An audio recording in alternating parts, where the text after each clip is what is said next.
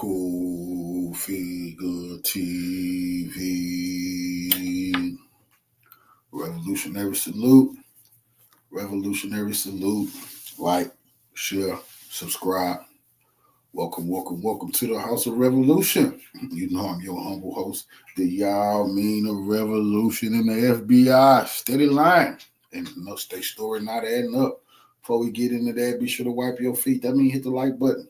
Like, share, subscribe, support the platform, y'all. Well, we got to dig deep into the two twin terror attacks that we know the CIA and Mossad and the FBI and the MI6 and NATO. They was all in on these terrorist attacks. But we got to look deeper. What is going on here? Where are they leading us to? What does all this mean? Let's get right into it. Everybody needs to wake up. Wake up right now. It is happening. America is under attack, but not in the way that you think it is. What we're witnessing isn't just violence. It's a massive psychological operation being run on the American people by the very agencies that are supposed to protect us.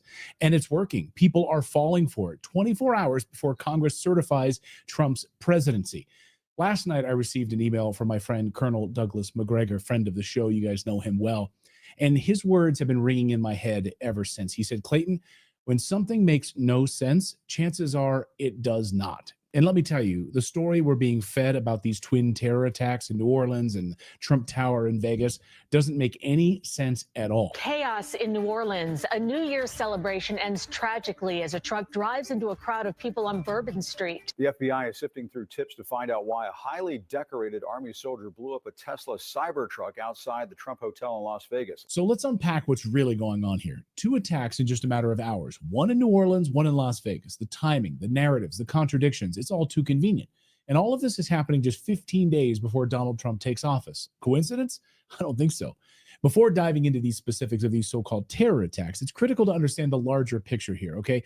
America's deep state created Al-Qaeda. It created ISIS. This isn't speculation. It's documented fact. The deep state funds, trains, and supports these groups, using them as tools to destabilize regions, execute regime change operations, and justify endless wars. Just look at Al-Qaeda and what they did at the regime change operation carried out by the CIA in Syria last month.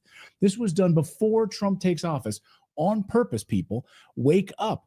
It forces Trump's hands into a war against Iran.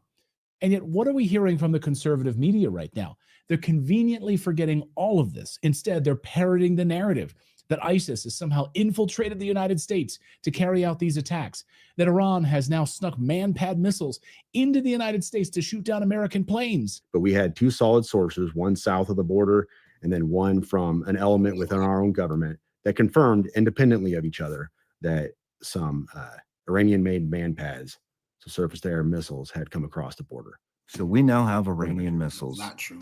Who knows how many and inside the United States? That is not something you're going to see in a lot of places. Like I said, I didn't even want to talk about it. That's exactly the story the CIA wants them to tell. And when one of these missiles takes down an American airliner, Americans will be so furious they'll demand that Trump goes to war against Iran.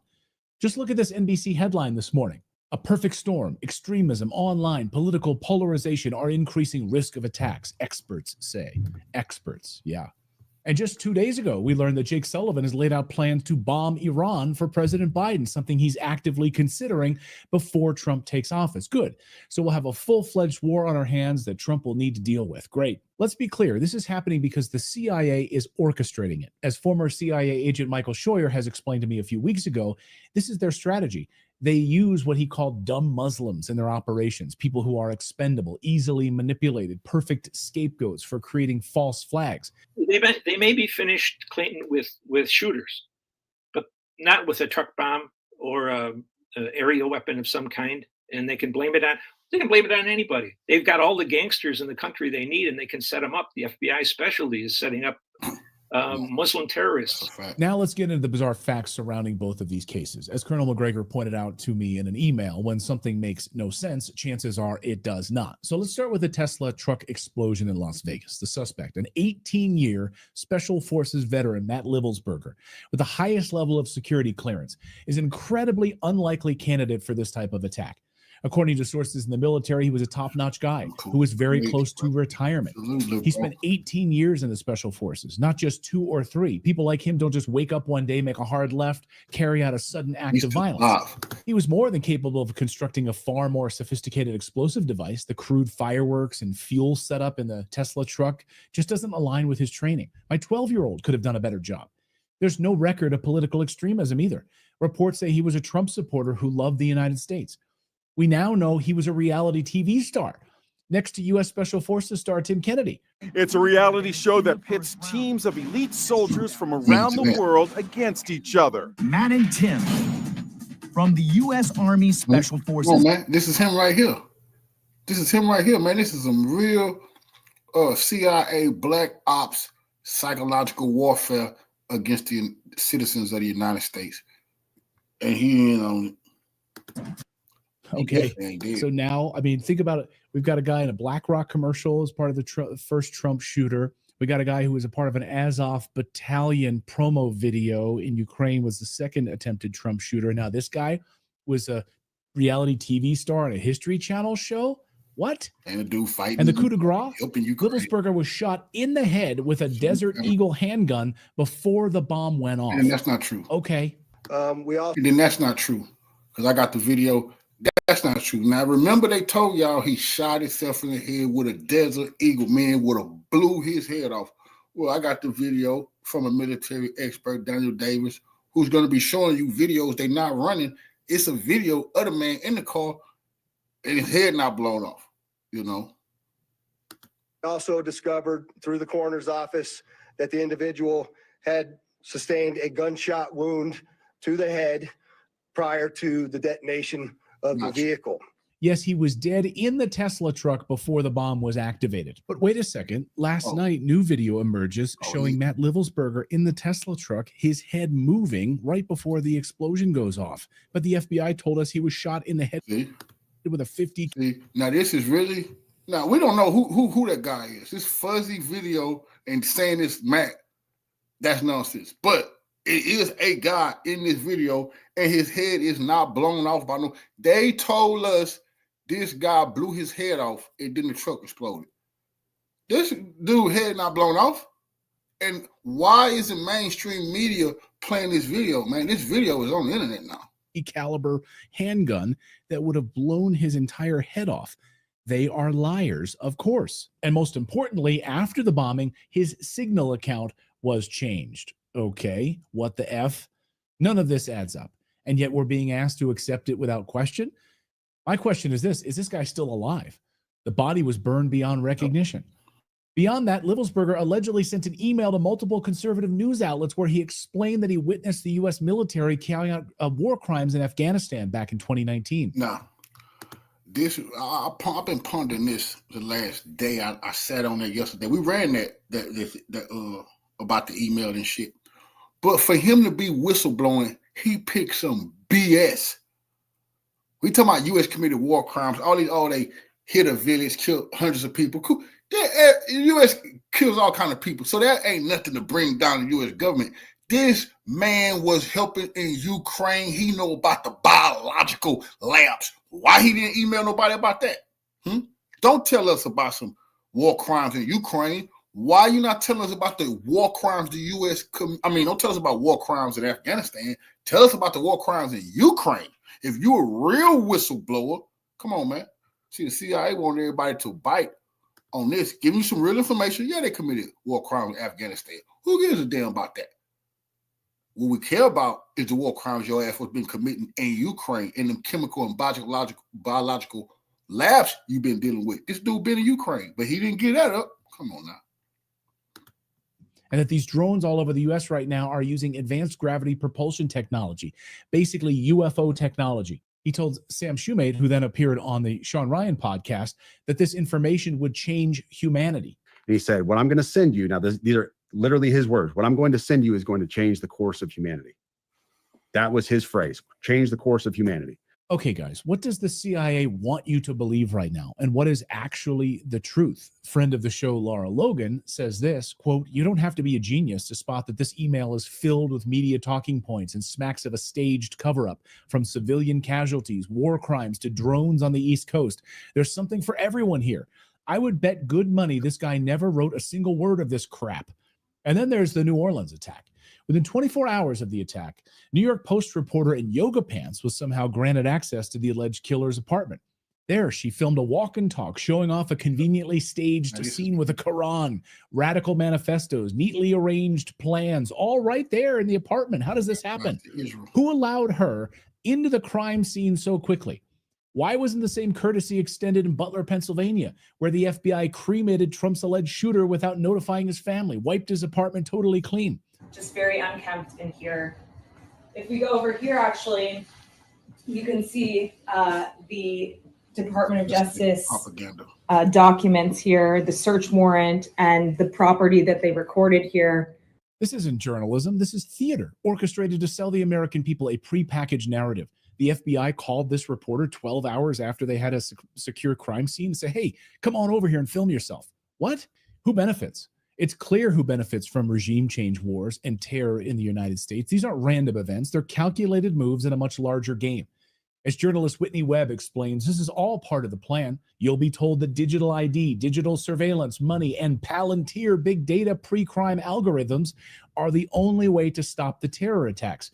And it would be disturbing to see how many fall for the ruse, don't give into the fear, and don't consent. So Whitney sums it up perfectly. These attacks and the fear they create aren't just about control, they're a sales pitch for digital IDs, surveillance, currencies, algorithmic pre-crime systems that promise to keep us safe while robbing us of every last shred of freedom. This chaos, this fear, this destruction of trust in institutions, it's all part of a larger operation to centralize power, take away your buying power, right? They want a centralized digital currency. Don't give into this fear. Don't consent to it. That's the news update part.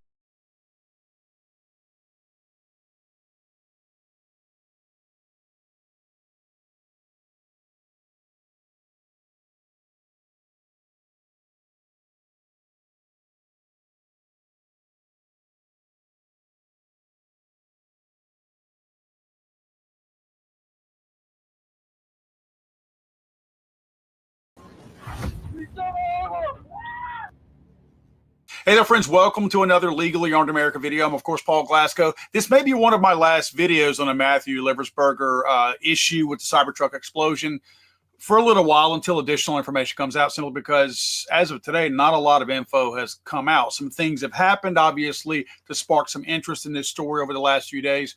But nevertheless, it's kind of at a trickle now. But there were some things that I left out of my video yesterday because I thought it was really important that you guys understood how I arrived at the conclusion that a Cybertruck could, in fact, be piloted with a non-attentive driver in it. In other words, a corpse. So that was a big deal for me yesterday to make sure that I put all that information in one video and kept all the other stuff out. There's a lot more to talk about, and I'm going to go over those individual things real quick. First of all, you guys are obviously familiar by now with the Sean Ryan interview with Sam Shoemate. Shoemate got the email from Matthews Liversberger, and that's how a lot of this conversation really started. Now I'm going to go back and say what I said yesterday, that if you're going to show me two different things, and I may get into this tomorrow, who knows, but the Las Vegas Police Department and the investigation out there had writings that they allegedly recovered from Liversberger's phone in the vehicle. And then you have the email that Sam Shoemate got. They don't reference one another. They don't reference the material in one another. In other words, this guy, they're leading you to believe, based on what the Las Vegas investigation has revealed, that somehow or another this was just this guy's way of saying the government is corrupt. No specifics, just I want to shed some light on it. This is for my brothers. No individual specifics. However, the email goes into very good detail, and I'm not saying everything is true in the email. I'm just saying he gets specific. He talks about the the drones on the East Coast. He talks about different types of technology that could be associated with that. He talks about Chinese, most likely being what's behind that. Talks about the possibility of World War III. Then he goes into detail about some mass casualty events where he took part in some targeting over in Afghanistan, and that the UN had deemed that this was an act of war crime, rather. Well, a lot of that came out. So to me, it seems like when he got super specific in his email, none of those things were referenced by allegedly the notes that the investigation recovered from the scene. So if I'm going to believe one, I think at this point, I'm probably going to believe the email, because the feds and everybody else were involved in the investigation that took place over there. In other words, it hadn't had a chance to get tainted yet. Speaking of getting tainted, I want to debunk real quick something that came out on X. I think it was Jack Poso. I don't know who the guy is, but the guy's got gazillions of followers, so apparently he's somebody. But nevertheless, I pulled up his X account, or I was tagged in it or something, and somebody made the comment that, hey, did you notice that the email that went to Shoemate and to essentially at some point Sean Ryan had red lines underneath some of the words indicating misspelling, and that doesn't come through when you receive an email, that you have to be editing that email. So they were accusing Sean Ryan and possibly Shoemate of editing the email. And this guy, Jack Poso, again, is apparently somebody super popular, said, oh, good point. Well, I responded that, which I was surprised. Everybody's gotten emails, right? Anytime you reply or forward an email, which this email literally says at the top of it, forwarded message, and you can see the red lines under some of the words. When you click that, and also a good indicator, by the way, also is the double lines that you see vertically in the left-hand margin. That's showing that there are replies or forwarded messages. So anytime you reply or forward in an email, it's going to suddenly make it editable. So anytime you forward an email, in this case, forwarding the email from Liversberger from Shoemate again to Sean Ryan, each time it was forwarded, those red lines would have popped up and allow you to edit it. It doesn't mean that Sean Ryan or Shoemate edited it. This is a silly thing for people to be hanging their hat on, because it is a nothing burger. It simply happens when you forward an email, and that's exactly what happened right here. So that's nothing. We need to let go of that and look at the other stuff that actually has a little bit of smoke there. Now, I do want to point out that Liversberger did reference, again, the situation in Afghanistan where there was pretty much they were focusing on what was supposed to be a drug manufacturing facility, and they were trying to get rid of it and bomb it. According to him, they killed hundreds or at least 100 civilians in this attack or in this bombing. Again, not realizing or realizing, whichever. I don't know who's culpable in that. But I wanted to at least give a little bit of credibility and legitimacy to what Liversberger said here, because there is, in fact, according to the United Nations' own website, they do, in fact, report on a situation that happened in May of 2019. The report came out in October, but it's referencing a situation that happened in May of 2019 where this drug-making facility was bombed and that there were casualties. Now, at the time, they were referencing about 30-something casualties, I believe. Now, Liversberger is saying that there were 100 or hundreds. But my main reason for showing this is to show you that this guy, people are trying to say this guy was crazy and he was making all this up and that he was lying, where there is, in fact, this information out there. I did not pull this from Liversberger, Sean Ryan, or anybody like that. I went to the UN's own website and I got this information myself. So it does correspond with the timeline and location with what Liversberger is actually talking about. Now, another thing that Sean Ryan and Shoemate discussed was the fact that there was an issue after Liversberger was deceased regarding his Signal account. Now, if you guys aren't familiar, Signal is pretty much an encrypted text messaging app. A lot of us use it. Not that I'm some big shot to use it, but sometimes you want some encrypted stuff because we know people are listening and watching a lot of the stuff that we do. So I will send information or receive information from people that we don't want outside people having an issue with or having a chance to look at through Signal. Well, these guys use Signal also. And Livelsberger had reached out to Shoemate apparently at some point outside of the email that he sent him, but he had texted him as well through the Signal app, or at least exchanged the information showing him, hey, this is my contact information. Here is Shoemate explaining to Sean Ryan that the day after this happened, after Livelsberger was already dead, he gets a notification on his phone saying that the emergency number or there's a number associated with your Signal account. In other words, you tie your main cell phone number or whatever you want, whatever cell phone. In my case, it's my cell phone number. You tie that number to your Signal account. That number on Livelsberger account, it changed.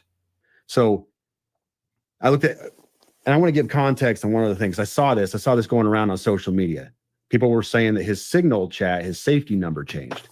I don't know if you saw this on X, but it was all over X. Apparently his safety number on Signal changed. He messaged me on Signal. So I went on there to look myself to see if it changed. And sure enough, it had. On January 1st, after the bombing, after he was dead, his safety number changed. That's all he sent me. He said initial contact, and I gave a thumbs up, and his safety number changed at the bottom. Look at that. That's after he's dead. I don't know enough about Signal to know why that would happen. Somebody has to have manipulated that, though, and messed with it. Somebody had to have been in his account after the fact and done something for that to have changed. So I have no way of explaining that. I mean, that doesn't make sense to me. It's almost as if somebody else, I mean, if somebody else was changing that, that means one of two things. Either who initially contacted Shoemate was not Livelsberger, and meaning the email is likely not from Livelsberger either, somebody masquerading as him, saying that they're him and they're actually not. That is a possibility. Or somebody had his contact information, and after he was killed, they stupidly changed the contact information associated with the Signal account, which is really dumb because there are more than likely other people out there who also have this contact from Livelsberger on that account. So if this is the only person that saw this, this tells me that it wasn't Livelsberger who made that initial contact anyway. If everybody who's ever been contacted by Matthew Livelsberger actually got a notification saying that number was changed, then I have to believe maybe it did in fact come from him. But if Shoemate's the only one that saw this, sounds like this is somebody else masquerading as him. Or Livelsberger's still alive and he changed it. Now, another thing that I want to point out is in the email, Livelsberger references General Miller. I think this is really important that we look at this, right? One of the things that could be, and this is if there's some kind of outside interference with this, in other words, if it's not all Livelsberger and this is not all on the up and up, if there's some kind of three-letter agency involved in this, especially knowing the corruption inside the current FBI and CIA, it would not surprise me having him reference Miller in there if this is not somehow a way to try to discredit or put a black eye on Kash Patel, because Kash Patel was working as the chief of staff to Secretary of Defense Christopher Miller, who is General Miller. That's the General Miller that Livelsberger references in his email. So if there is some Fed involvement here to try to at least move the needle in one direction or the other, it would not surprise me if somebody is not happy that Kash Patel could in fact be the head of the FBI at some point, because that is who Donald Trump has nominated for that. And this could very much be a way to discredit this whole thing. This has the smell of the FBI written all over it, if you ask me, because trust me, they don't want Kash Patel in there. In fact, I saw a report this morning that came out that people within the FBI are saying that if Donald Trump does try to push forward with having Kash Patel as the FBI director, that many of them will walk away. What does that tell you? It tells you that they are scared of Kash Patel. And this really reeks of the FBI's involvement when I saw that. So that's something to pay attention to. Now, since then, additional video has come out of the cyber truck. It's a video from right under the canopy where the truck blew up. Now, I want to show you this video in different speeds. First of all, let's look at it here, and you'll notice the cab blowing up. I noticed the explosion in the cab first before anything in the bed. Pay particular attention. Notice how it looked like the cab exploded first. Now, I'm going to slow it down a little bit more. I want you to notice the glass bubble up on the cab, the back seat cab. You'll notice bubble up a little bit right before the explode. There you go. Now, look inside the cab. This has every appearance of somebody sitting upright in the cab right when the explosion takes place.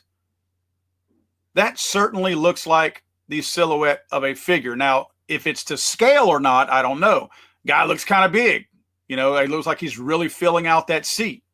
But that's the first frame where you see an explosion and see some of the fire coming outside under the door on the outside as well. So it looks like there was definitely something under the seat and maybe below the guy's feet. Now, they claim that that's where the gun fell, that's where that Desert Eagle fell.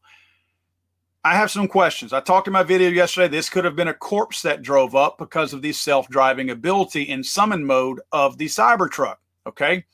If that is in fact the case where a corpse drove up, then how is the guy sitting up? Not saying that it's not possible to prop him up or have him sat up or something like that. But my other question has to be at this point, when did he shoot himself? Because if looking at this silhouette is proof that he was in fact alive and in the truck when he ignited or set off his explosives. See, they've been caught lying. Well, at what point did they have been busted lying? Man never shot himself. See the body. Now, we don't know. I'm not saying that's that dude, Matthew, because I believe he's still alive. This is a dummy, like you said, brother, or some other individual. But we busted them lying saying he shot himself in the fucking face with a 45. Wouldn't be no face. Wouldn't be no head if you shoot yourself with a 45. That's a fact. Why did they lie? They shouldn't have told that lie because now everybody on their ass about that particular lie. And they haven't corrected it, and the news media have not got on top of their story. They doing it for a reason. Did he actually shoot the gun? When did he shoot the Desert Eagle into his upper or into his mouth, as they claim?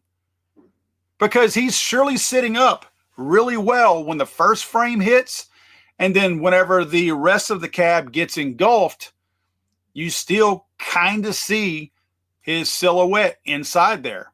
So to me, that video right there just raises more questions. I feel like you should have seen a muzzle flash or some movement of the head at that point. It looks like he's just sitting perfectly upright. That's what it looks like to me. So I feel like something's not making sense right here. Again, was he able to, as soon as that explosion took place, which looked like it was right directly under him and all around him, was he still able to have that Desert Eagle under his chin and do what he needed to do at that point? That seems really odd to me. I mean, the timing of that, the math ain't mathing at this point. Now, finally, I wanted to show you guys some of the things that I talk about a lot. This is, again, I talk about how the media is always misleading, lying, and they're trying to develop a narrative. And when their narrative isn't sticking, they will run from it, and they will run to another narrative.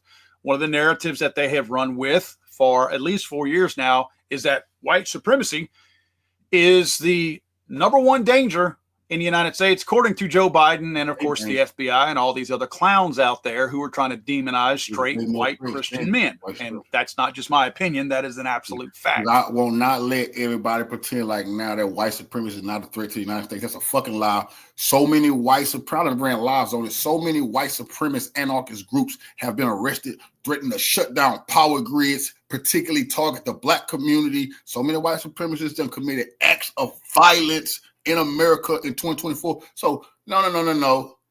But it's other problems that we must face as well. But no, we're not going to sit here and pretend, oh, don't worry about white supremacy no more. Yo, a white person would say that. That's what they have done. They have done their best to demonize that. Two things happened almost at the same time, a few hours apart, I believe about 5 hours apart maybe. The New Orleans terror attack and the cyber truck exploding in front of Trump International. Same day, few hours apart. I took trends from Google Trends to get a general idea of the interest of the media and people online. And I want you to see this. The media drives this a lot with what they push. And then, of course, people follow. In other words, Google is going to suggest things and push it up into suggestions and to have it in the trending areas on their website where a lot of people go to see what's trending. They can push things up and manipulate that data to make things trend that maybe aren't trending. And then they start to trend because you pushed it over the line and made people think this is something you need to see. Remember, a lot of people don't do like you and I and go look for what they want to look for. They go to some of these places and ask them, what do I need to be looking at?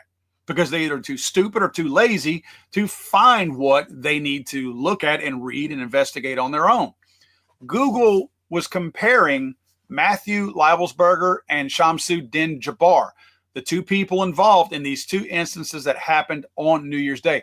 Look at the trending lines. The red trending line is Jabbar and the blue trending line is Leibelsberger. As you can see, and this makes sense to me, when it started, there was very little interest in Leibelsberger. Again, Leibelsberger did happen a few hours later, so I expected it to start trending a little bit after Jabbar's instance.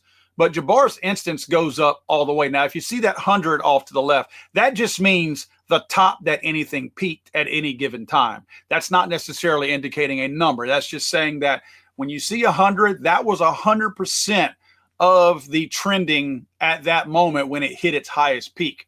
So that was the highest that happened on January 1st. Looks like it was a little bit later on in the morning or the afternoon, whenever that took place. You notice the blue line for Leibelsberger is flat, and then it bumps up a little bit. But then it started trending casually, but constantly and consistently upwards, while Jabbar trended downward. Now, this is a 7-day picture that I looked at right here.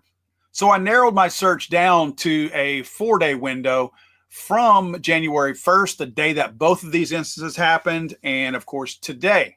And as you can see, it's pretty dramatic. You start out with Jabbar being extremely high and extremely popular with the media and with the general public. And again, 14 by now were killed by Jabbar, and nobody was killed by Leibelsberger. So to me, the Jabbar instance in New Orleans and on Bourbon Street should be much more popular and trend much more than Leibelsberger, just simply based on the casualty and the fear that Americans might have simply because this was a terrorist event and Leibelsberger's was not.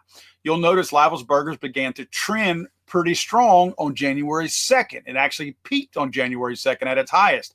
At that point when it peaked, it's actually higher in interest and trending than Jabbar. And Jabbar at that point bottomed out. And as of today, you can see that Leibelsberger is a good bit higher than Jabbar. Jabbar is actually about to die out completely. Now, to be fair, Leibelsberger probably picked up a lot of steam a couple of days ago because of the Sean Ryan interview. So I understand that too, and I'm just trying to be fair here. But that doesn't account for why the Jabbar instance in New Orleans is getting stomped out. The only real explanation for that to me is this did not fit the narrative of the media. So they are not reporting on the story. They're basically getting away from it. They're not interested anymore. And my question to you is, and I know the answer to this, but why? we've got two suspects here, Jabbar, and then we've got Lavelsberger. They come from two very different backgrounds. I know they both went into the Army and all that, but again, their backgrounds are very different. The type of people they are very different. Their ideologies appear to be very different. I don't see any kind of radicalization or any kind of extreme Islam associated with Lavelsberger. Is that why the Lavelsberger issue is still trending along and that the Jabbar one is dying out because the media doesn't want you talking about radical Islam, and they would rather you talk about possibly a white Christian male? Just throwing it out there because there's a reason why. He's misleading his audience, you see, because radical Islam is not the fucking problem. Radical Islam is not taking over no motherfucking world. They puppets for the CIA, and that's what Redacted was just talking about. Guys like this who are trying to spin a narrative. See, the media don't want to talk about the brown guy. They want it to be the white supremacist. This dude, this guy right here was just in Ukraine with the white supremacists, fighting on behalf of like the Azov Battalion say, the white race. You see, this neo-Nazi right here, he was chilling with the neo-Nazi. So, but we ain't looking at it like that. They both puppets for the government. Both of them running CIA plays on the people. And that's what this clown should be talking about. Not trying to sit here and make people think they just want to target the white man. You see, the white self-pity need to fucking stop too. This just be getting ridiculous sometimes. We can't get to the bottom of shit.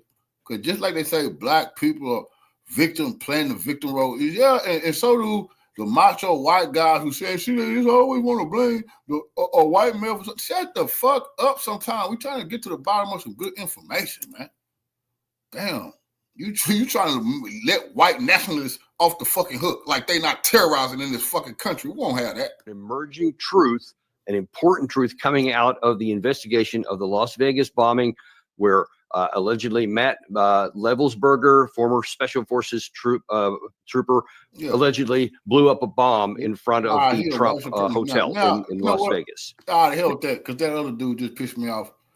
He's a white nationalist tied to the Azov Battalion. They some white supremacists. But we didn't want to make this about white supremacy. But if some content creators is not going to tell the fucking truth, then Confronting got to go in hard in the paint on that and remind people that when you're there fighting with the Azov Battalion, who I've already proved are neo-Nazis, the descendants of the real Nazis, you see, ancestors to the real Third Reich, they the Fourth Reich, they hate Russia, they say they don't like your ass neither, they manuals and they manifesto say they fighting on behalf of the white race. If you ain't white, you got a problem on your fucking hands.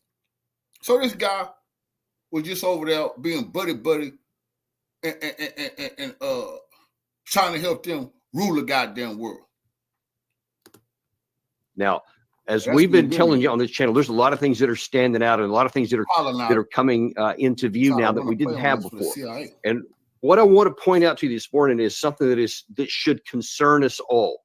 We're being told one story, and you see that there's a common story between what the officials are saying and what the major media is saying, even in light of the fact that we brought to you yesterday some information that showed conclusively that what the FBI has been telling us is absolutely untrue. It's unequivocal. It is black and white. You're going to see that again here in a minute. But I wanted to point out something to you today as to why I'm concerned, and you need to be concerned as well. And I recommend that you share this to everybody you know. And I mean, literally everybody you know, to say, hey, you see what the public is saying. You see what the Washington Post, New York Times, CBS News, all those folks are saying. And no one is talking about some of these huge, huge holes in this problem. The major media used to be something designed to, I think they call it the fourth establishment. You had the three branches of government, and you had the fourth establishment, the media. It's going to keep everybody honest. It's going to say, hey, we're going to be looking at the truth, and we're going to expose things that are wrong. And if you say something that doesn't matter, doesn't match up with the facts, we're going to expose that. That's not the case anymore. And that is a real concern here. The issues at stake right now are big enough. But when you see, I hesitate to go so far as to say collusion, because it could also just be laziness. that instead of reporting what the truth is, they just say, well, here's what the FBI said. Here's what the local police official said. This is, you know, they're not doing their job. What's supposed to be just say, all right, here's what they said. But so when I'm going to show you the piece that we did yesterday and highlighted it once again in exposition to what the major media is saying, you'll see that there is a major problem here. Livelsberger went from Colorado Springs, Colorado to Las Vegas, rented a Cybertruck, one of Elon Musk's vehicles, drove it all the way to Las Vegas, and then went in front of the hotel in Trump and blew the thing up. That's what we're being told. And then there were specifically being told that the vehicle was burned beyond recognition. The body was burned beyond recognition. And you see there that just the ashes practically and all the things that were of metal that were still inside there. But they were told that despite the fact that the body was burned beyond recognition, but his ID cards were only slightly burned in one case, and his passport really just hardly has any damage at all. So really interesting that they can positively identify that there was ID cards in there when his body wasn't. But who knows? Maybe that's possible because there were some fabric pieces that were left in there that were not destroyed. It seems unlikely, but okay. Let's ask that question, though, because that seems a little suspicious. CBS, on the other hand, said that the investigation was exposed that the Las Vegas driver, and this is so crucial, this is absolutely vital, that he shot himself before the blast. What the official said was his body is burned beyond recognition, McCahill said. Investigators said Livelsberger's military ID, passport, and credit cards were found in the vehicle, along with several firearms. Further complicating the identification of this individual, we also discovered through the coroner's office that the individual had sustained a gunshot wound to the head prior to the detonation of the vehicle, the sheriff continued. McHill said that the handguns discovered inside the vehicle after it exploded was found at the driver's feet. So that's really important. And in fact, then they also provided, and here is that pistol. It's a Desert Eagle. It's either a 44 or a 50 caliber weapon. It's a massive one. And believe me, as the video is going to show that I'm going to put in from yesterday, you'll see what that weapon does when it hits various objects. But that's really important because they're saying conclusively, authoritatively, that a coroner has concluded that he shot himself in the head with that weapon, which would obliterate anything that it hit. I mean, it wouldn't be like, you know, there's like you see on TV, like, you know, there's a hole in the head or something like that. The kinetic energy in this round would literally vaporize whatever it hit. And it would be it'd be incredibly evident. If you had a video on the vehicle and that this happened before the explosion, which they say it did, then you would see what's called a report. You would see the muzzle blast. You would see a flash of light. And with this particular weapon, no matter how strong the Cybertruck is, that bullet would absolutely have gone out the roof or anywhere else, depending on what angle it was fired at. That's what you would expect to see if only there was some video. Turns out that there was. And listen, I'm going to show you a piece of yesterday's show, the most crucial part where it discusses in detail exactly what happened there and what we have seen. So you would expect, if the media was doing its job, that there would be an investigation, that people would be putting that microphone back in the face of the FBI spokesman, back in the face of the local police people, and saying, "Hey, you said the guy got shot in the head, but here's this video which absolutely conclusively." And let me at least throw that one picture up here. You can see here on this one image here, you can see the driver unequivocally, clear as a bell. You can see his ear. You can see his hairline, you can see his face, his nose, his shoulder, you can see the driver's, the steering wheel, and you can see that the explosion began in the front seat. So those are all things that you can see black and white there. Why has no one in the media covered this? Why has no one said that? That video's been out there for days. But what have the media been saying? Well, now this is from the 3rd of January. The New York Times is saying, oh, well, you know, he had PTSD and he had fears of collapse of the government and several other kinds of things. Then the Washington Post is saying, well, you know, he had mental problems. Those are the things that the New York Times and the Washington Post are talking about, which, of course, is being repeated all other places. Now, that was on the 3rd of January. Now, what I just showed you is vehicles that of that vehicle explosion we put out yesterday. And I assure you that people are really, really interested in this. For example, we just had I put out that video along with those shots there yesterday, and you see it went viral for us. We had 1.2 million earlier today, and a few minutes ago I looked and it was 1.4 million. I mean, it just keeps flying through the roof because people want to know what's going on. Well, so in light of that, what do you think that the New York Times and the Washington Post are talking about? Well, let's take a look. So this is live right now. This is the New York Times, Washington Post right now. And so I'm just going to go to, do you see anything at all, even an update on what's going on with this? I went through this just a few minutes ago, and I don't see anything. I see all kind of daylight savings time in Brazil. That's important. A lot of Americans want to know about that. Or, how 5 lessons on pro-organizers. Those are the things that we're talking about here. Nothing else at all on that. And then let's see, what about the New York Times? New York Times, same situation. They're talking about everything else in the world, talking about getting ready for the January 6th anniversary tomorrow, the possible big snowstorm that's heading this direction, all kinds of things. Nothing on that at all. And listen, folks, that's a big deal. That is a big deal, because what that's telling you is that the media isn't care. That is when you have the FBI looking you right in the face and telling you the man shot himself in the head, and then here is video evidence that nobody was shot in the head, whoever that driver is, and you can't conclusively say it was Livelsberger, but it's somebody, and it generally looks like him. It's a white guy, he's got dark hair. All that stuff is sitting there in plain evidence sight. So the video did capture it. There's no report of a weapon that fired before that stuff. Obviously, the head is still on there. He's still sitting erect and upright. Even if some people say, oh, well, maybe he shot himself on the other side of the head. But you see, if that happened, you're not going to stay upright. And that's exactly what we see in there. At the very least, everyone should be asking, what is going on here? What is the truth? What's actually happening? Can you reconcile these two things? Now, all I can do is show video that's out here. I don't have forensics evidence. I don't have access to anything. So all we can do is ask really hard questions. And that is what we're doing. And that is what you should be doing. You should send this to your members of Congress, to your local law enforcement, to your local members of the governor, the state, whatever. Anybody that you have, say, hey, answer these questions. What is going on here? These things must be reconciled. We cannot allow such a gross contradiction in what is being said and what evidence provides without at least asking the hard questions.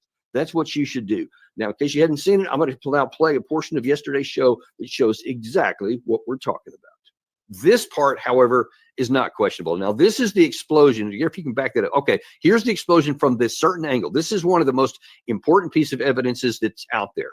This is from the side, and you can see this is from the driver's side. Most of these others you've seen from various different angles. Now, if you look very close, freeze that right there for Gary. Freeze that right at that point. Just about there. Freeze. Now, if from this video here, you can see this is the driver's side. Now, if you look carefully into the window, you can see where the driver's head is. You can see his hair, his face, his shoulders, the back of the chair, all that stuff you can see. Now, I have taken some screenshots out of this, and let me show you a series of them. Gary, if you can put that first one up there. This is the first image I'm going to show you here is pulled off that video, and it's right before the explosion happens. And so if you look carefully in there, and now go to the second one there, you can see clearly that there's his head. His shoulder is right there where that arrow is pointing, and then you can see kind of perpendicular the seat back. So this shows a person normally sitting in a vehicle from the angle you would expect. Then go to the next picture. Now, this is the instant of the explosion. This is where things start to go sideways. In this picture right here, you can see that the explosion starts in the driver's seat. So this must have initiated right underneath him. It didn't initiate in the back where allegedly there was some gas canisters and lots of fireworks, etc. It initiated right there in the front seat. So let's take a look there and now go to the next image here. Let me show you what you can see very clearly now. You can definitely see his face is illuminated very clear. You can see his ear there right at the end of that arrow, his face, his nose, his hairline. You can see all that. You can see the steering wheel, obviously very well illuminated in that. The next clip there, Gary, if you can go to the next one. Yeah. So you can see that is clear as can be. It's like with this light going on. This is right before, as the explosion happens. Do you see any evidence that this person had already been killed, had already been dead? If he had shot himself with the weapon that they claim was in the front seat, there would be no head. I'm sorry to be graphic, but there would be no head on the body. It would have been vaporized. You would have seen exiting the vehicle, the bullet. It would have come out there. It's impossible with that much power. It could have been contained within the vehicle. It would have penetrated the vehicle and gone out after it went through his head. But you see none of that here. And then the next video, I think there's one more, isn't there, Gary? Or is that the last one? That may be the last one. Yeah, because then you have this huge explosion. That's what would have happened. But now then here we have this image, and Gary, go back to the last image that we had on there. This proves 100% clearly that this person was not dead before the explosion. That because even if it was a regular weapon and he just killed himself, then obviously he would have been slumped forward. His head would have been on the wheel. You can't stay upright after you've shot yourself. It's physically impossible. So now then that leaves us with, what has happened now? What's going to go on? What's going to the result of this point? Because if what we're being told over and over is he shot himself, and yet here very clearly he didn't, then what are we to make of what else we're being told? Now, another one here, this comment also from an FBI when they're talking about the nature of the explosion itself. Watch this. I'll tell you, it does appear that it was, I just want to be careful with my language here, but the level of sophistication is not what we would expect from an individual with this type of military experience. That most of the materials inside that Tesla were fuel to help fuel a greater explosion. But it's too early to answer any question is if there was sophisticated connectivity to those components to make it ignite in the way that it did. So you see there that here's an explosive expert saying, it just seems a little odd that this guy who was a 19-year Special Forces veteran, who had been through multiple Afghan deployments and apparently several other operational deployments elsewhere, knew explosives inside and out, was really good at his craft, would not even know how to put together an effective vehicle-borne explosive device. Why would that be? Why would he not be able to do that? And then like all these things in the back, this fireworks and all this other kind of stuff, they weren't even connected. But then allegedly, what these folks are expecting you to believe is that even though it was really unsophisticated, apparently he must have had a really sophisticated triggering mechanism so that he could shoot himself and have set the timer off so that it would go off after he was dead. And then that's another thing you got to look at that. Going back to that video or that picture there, if you have set an explosive device in the front seat of your vehicle, that one right there. So that's where it is. Now, tell me, what possible reason would you have to say, hey, before this bomb goes off in my lap, I'm going to shoot myself first? There's no reason to do that. There's no need to do that. You're going to be evaporated when that bomb goes off. So it seems kind of odd that you would, quote, shoot yourself first and then the bomb goes off. So you see, none of this stuff matches up with this guy. He says he's trying to get to Mexico. He says he has some explosive information he wants to get into the media. Then all of a sudden he kills himself and allegedly shoots himself and blows himself up inside of a vehicle that he knows good and well is very powerfully put together so that if you have an explosive device, that most of it is going to be contained within that vehicle. I think there's some famous footage out there. I think it was Elon Musk himself when he announced this thing, threw like an iron ball or something like that at the glass window. It was supposed to have bounced off. It cracked, but it showed how strong this vehicle was, and it's something that can really contain a lot of explosive power. So if you know a lot about making explosives, if you know about how to make a vehicle bomb, and then you're going to use a small amount of explosive, which will mostly be contained because allegedly, according to the official story here, is that he didn't want to commit terrorism. He didn't want to kill anybody. He just wanted to make a message. Well, obviously, you could have done that anywhere. And why go to the Trump hotel? I mean, he's a Trump supporter. By all accounts, this guy was positive to Trump support. So if you just want notoriety, why would you drive from Colorado all the way to Las Vegas to get in front of this hotel? I mean, just say none of this stuff makes any sense at all. And yet that's what we're asking for. But you look at all of the media. The media today, are they saying anything about whatever allegedly happened in 2019?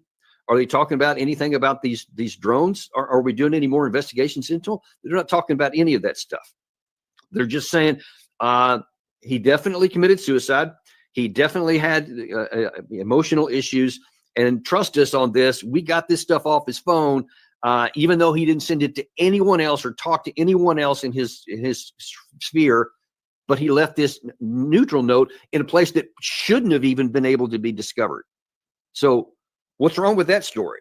You see what I'm saying here? Listen, our government has done so many things that has caused a lot of doubt and a lot of questions about things, and we don't know. There's too many things, I'm sorry, that we do know that turned out to be not true later on. So there's been poll after poll for many years now that shows that America's trust in government keeps going down, down, down.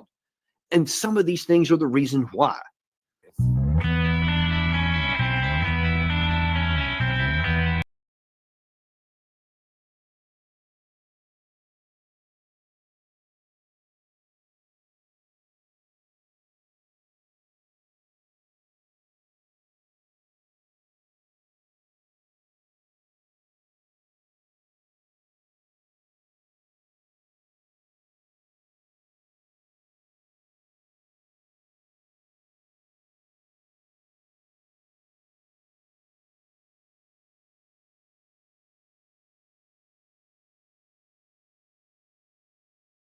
We are going to be looking at some disturbing videos, strange and odd news stories, and as always, let's go ahead and get right into today's video. Now look, most of us are exhausted from 2024, all the strange news stories that were seemingly back to back, but it seems like 2025 just flew out the gate with horrible news stories left and right. We ended 2024 on the final day with a bad omen, where lightning had struck 4 United States monuments.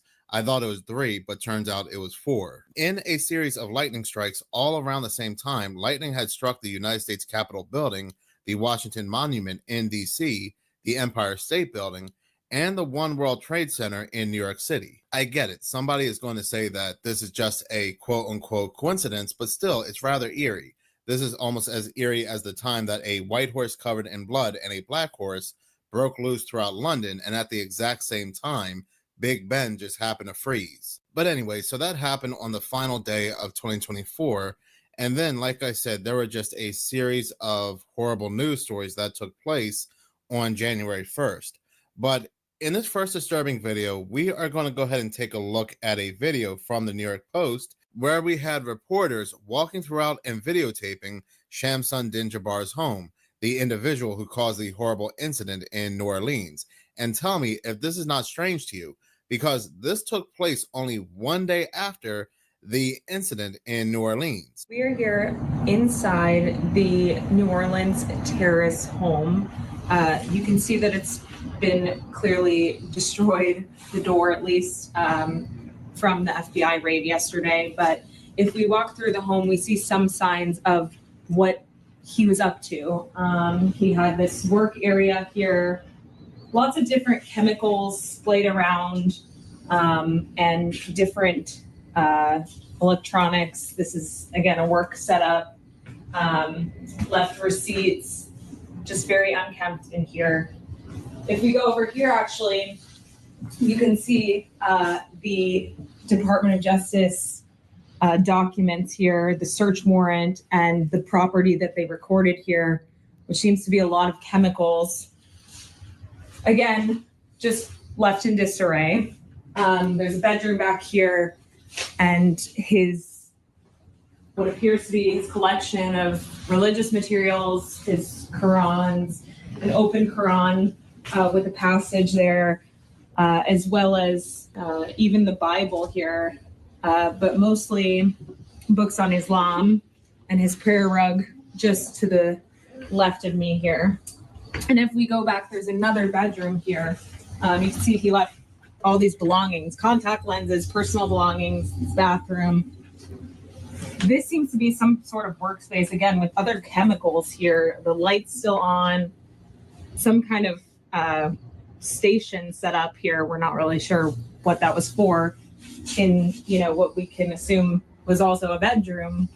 You can see clothes left here, and just a sign that someone was here up until those last few moments when neighbors said he left just before the New Year's holiday, saying he was done with his lease. It was up and he was on his way to New Orleans where he would live there. Didn't take any furniture because he said his new home would be furnished. That's all we know so far. This was one day after what took place in New Orleans, just one day, where we have news and media, the New York Post, with a camera crew walking throughout this individual's home like it's MTV Cribs. Have we ever seen this before? I am sorry, but I had to come right out and say it. This is very strange, and I'm not the only one that feels this way. By the time of this recording, this video is being heavily ratioed. It has nearly 15,000 views, but only 247 likes. That is because people feel the exact same way. This is really strange. Take, for example, this top comment here. This individual says, "Something's weird here. Why is his home not a place of investigation? Why is the media using it like a tour guide? What's really going on here?" You mean to tell me in just a little over 24 hours from the incident in New Orleans, police and investigators concluded their investigation of this individual's home to the point that news, media, and a camera crew can just freely explore this home? One would think that while the investigation is still going on, which it is, this home would be taped off from the public, news, and media. Well, come to find out, the FBI and investigators, they were not finished with this home. They were still investigating, because 3 hours before this recording and hours after the New York Post had explored this home with a camera crew, the FBI conducted a second search of this home, and they found chemicals, the same chemicals that the New York Post had found before. Make that make sense? This was published today, January 3rd, by Houston Public Media. Federal agents found precursor chemicals within the home of Shamsuddin Jabbar. So again, was this the same chemicals that the New York Post found when they were doing their investigation? This is crazy. This is absolutely crazy. And how is it that there are some people out there that just don't see it? They just don't see the mind games that's being played on them. It even says it right here. Look, as of Friday afternoon, federal search warrant documents were still sealed, but on Thursday, after police left the area following their initial search, a New York Post reporter entered the home. In a video posted to social media, the reporter shows what appears to be 2 federal documents placed on a countertop detailing what was taken from the home, just perfectly placed. Even if the police were sloppy and forgot to tape off this scene, this place of an open investigation, one would think that the New York Post would think this is a bad idea to go into the home just so quickly, especially given the fact there is still a lot of evidence laid out. You'd think they would have called the authorities to get some kind of permission because they would be in a lot of trouble. But no, that's not how the game works. That's not how the PSYOP works. They were allowed to go in there. While I should not be shocked because Operation Mockingbird told us who the news and media are owned and operated by, I have to say I'm still mind blown here. While the crime did not take place inside his home, the suspect's home is still considered a part of an open investigation. All these comments are in complete unity as to what we're seeing here. This person left a good comment. They said, why didn't they have this kind of tour of Thomas Matthew Crook's house, the suspect, the supposed suspect, who fired on Trump's rally? Speaking of that, has anybody heard or seen Maxwell Urich yet, the person who is said to have really been on the roof? I'm not going to go ahead and keep reading the comments on this video. They are very interesting, and I will leave the link to this video in the description box of this video because I'm sure eventually this video will be deleted. But a lot of people are just saying this is very suspicious, this is a cover-up, this is a PSYOP, because this makes no sense whatsoever. Like with everything that we find strange and suspicious, there's always those people out there to push back, to say that everything is normal. For example, this comment here, this person says, I would have never thought that we would get a tour of the residence. The attack happened yesterday. Very weird. This person replies with, police needs public's eyes and ears. They share via transparency and media shows it. What is wrong with that? If doctors share the same thing that occurred while the C-19 was spreading, the country would not have gone on shutdown and folks would have not ranked up in numbers. I don't think there's anything wrong at all with transparency, but let's not kid ourselves. Let's be honest here. They are never this transparent. They have never done anything like this before. So why are they doing so now? It is like we're being mocked, like somebody believes we're stupid. No different than the story of Luigi Mangione and the United Healthcare CEO when they said he left behind a book bag with Monopoly money. Monopoly is connected to McDonald's. He was arrested at a McDonald's. He's seen in a picture holding up a McDonald's Happy Meal, and ultimately he's arrested by a Officer Fry at a McDonald's.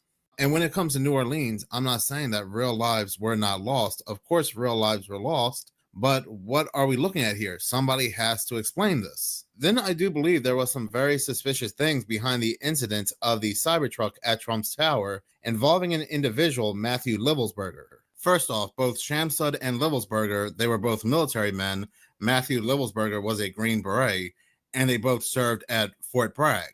What should also be really interesting to note is that the individual behind the second attempt on Trump, Ryan Wesley Ruth, he visited Fort Bragg multiple times, over 100 times. So what is going on at this fort? The Ryan Wesley Ruth connection is pretty interesting because we know that he was a pro-Ukrainian individual. He was in pro-Ukrainian commercials. He went over to Ukraine to show his support.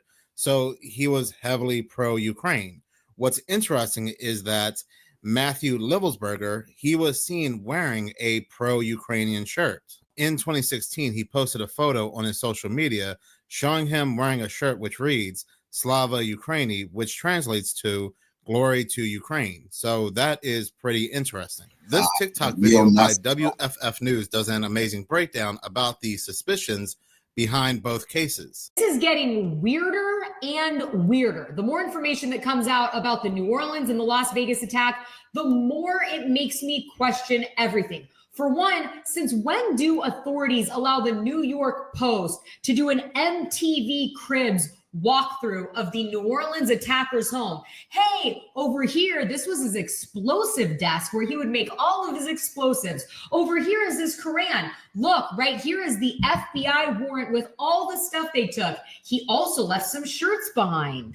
The Las Vegas attacker had an encrypted messaging app called Signal. And according to his friends, the day of the attack, his security number changed. And then after the explosion, his profile picture and his name changed. You know, he didn't make it, so who was making those changes? Also, according to authorities, everything was incinerated in that blast, except, of course, for his forms of identification. Both his passport and his United States government identification somehow remained intact. Also, nobody's bringing up the fact that the New Orleans attacker rented this truck. Notice on the back of the bed, there's no flagpole. But he had time to assemble a flagpole and put it on the back of the truck and fly a crisis flag, minus the CR, from the back and put a crisis flag in the interior of the cabin, just to let everybody know who he was standing with, as if he didn't have a lot of other things going on, like, I don't know, planning attack, making sure he found the weakness in the barriers, planting coolers around town. And I'm not even mentioning the other crazy stuff, like the pew-pew wound to the head, and was he or was he not self-driven by a Cybertruck to the front of the hotel. But hey, that's in another video. You can watch that previously. Is it just me, or does something feel very off here? As always, I want to hear what you think about all of this down below. This drones, the Las Vegas Cybertruck attacker was supposedly working on a new project involving drones. You know this for two reasons. One, his ex-girlfriend came forward with messages that Matt was texting her about the Cybertruck just days before the explosion. And in those text messages, he said, quote, "I'm building drones in my new position. You would love it."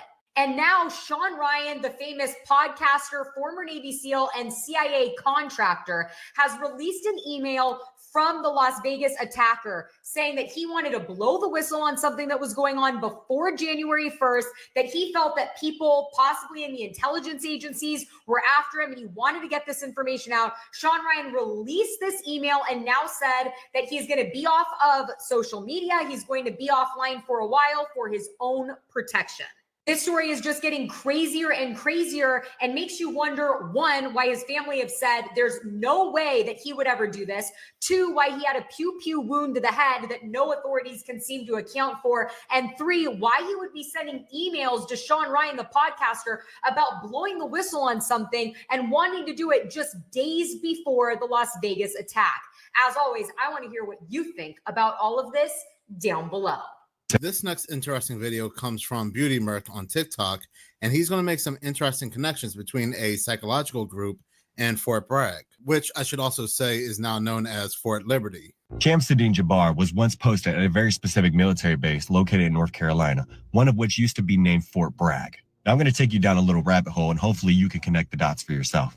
There's a very specific group that's based out of North Carolina, okay? The group's name is the Force Psychological Operations Group, and the group is known as the Masters of Influence. These are known as PSYOP soldiers, and they use a variety of methods to influence their targets, that including analyzing, developing, and distributing intelligence. That is to influence the emotions, motives, and behavior of their targets, also using cultural expertise to build relationships with leaders and even civilians. Now, this group has a very interesting recruitment video, which I'll get to here in a second. I first want to go over some history of psychological warfare, something that I myself have been a victim of in the past.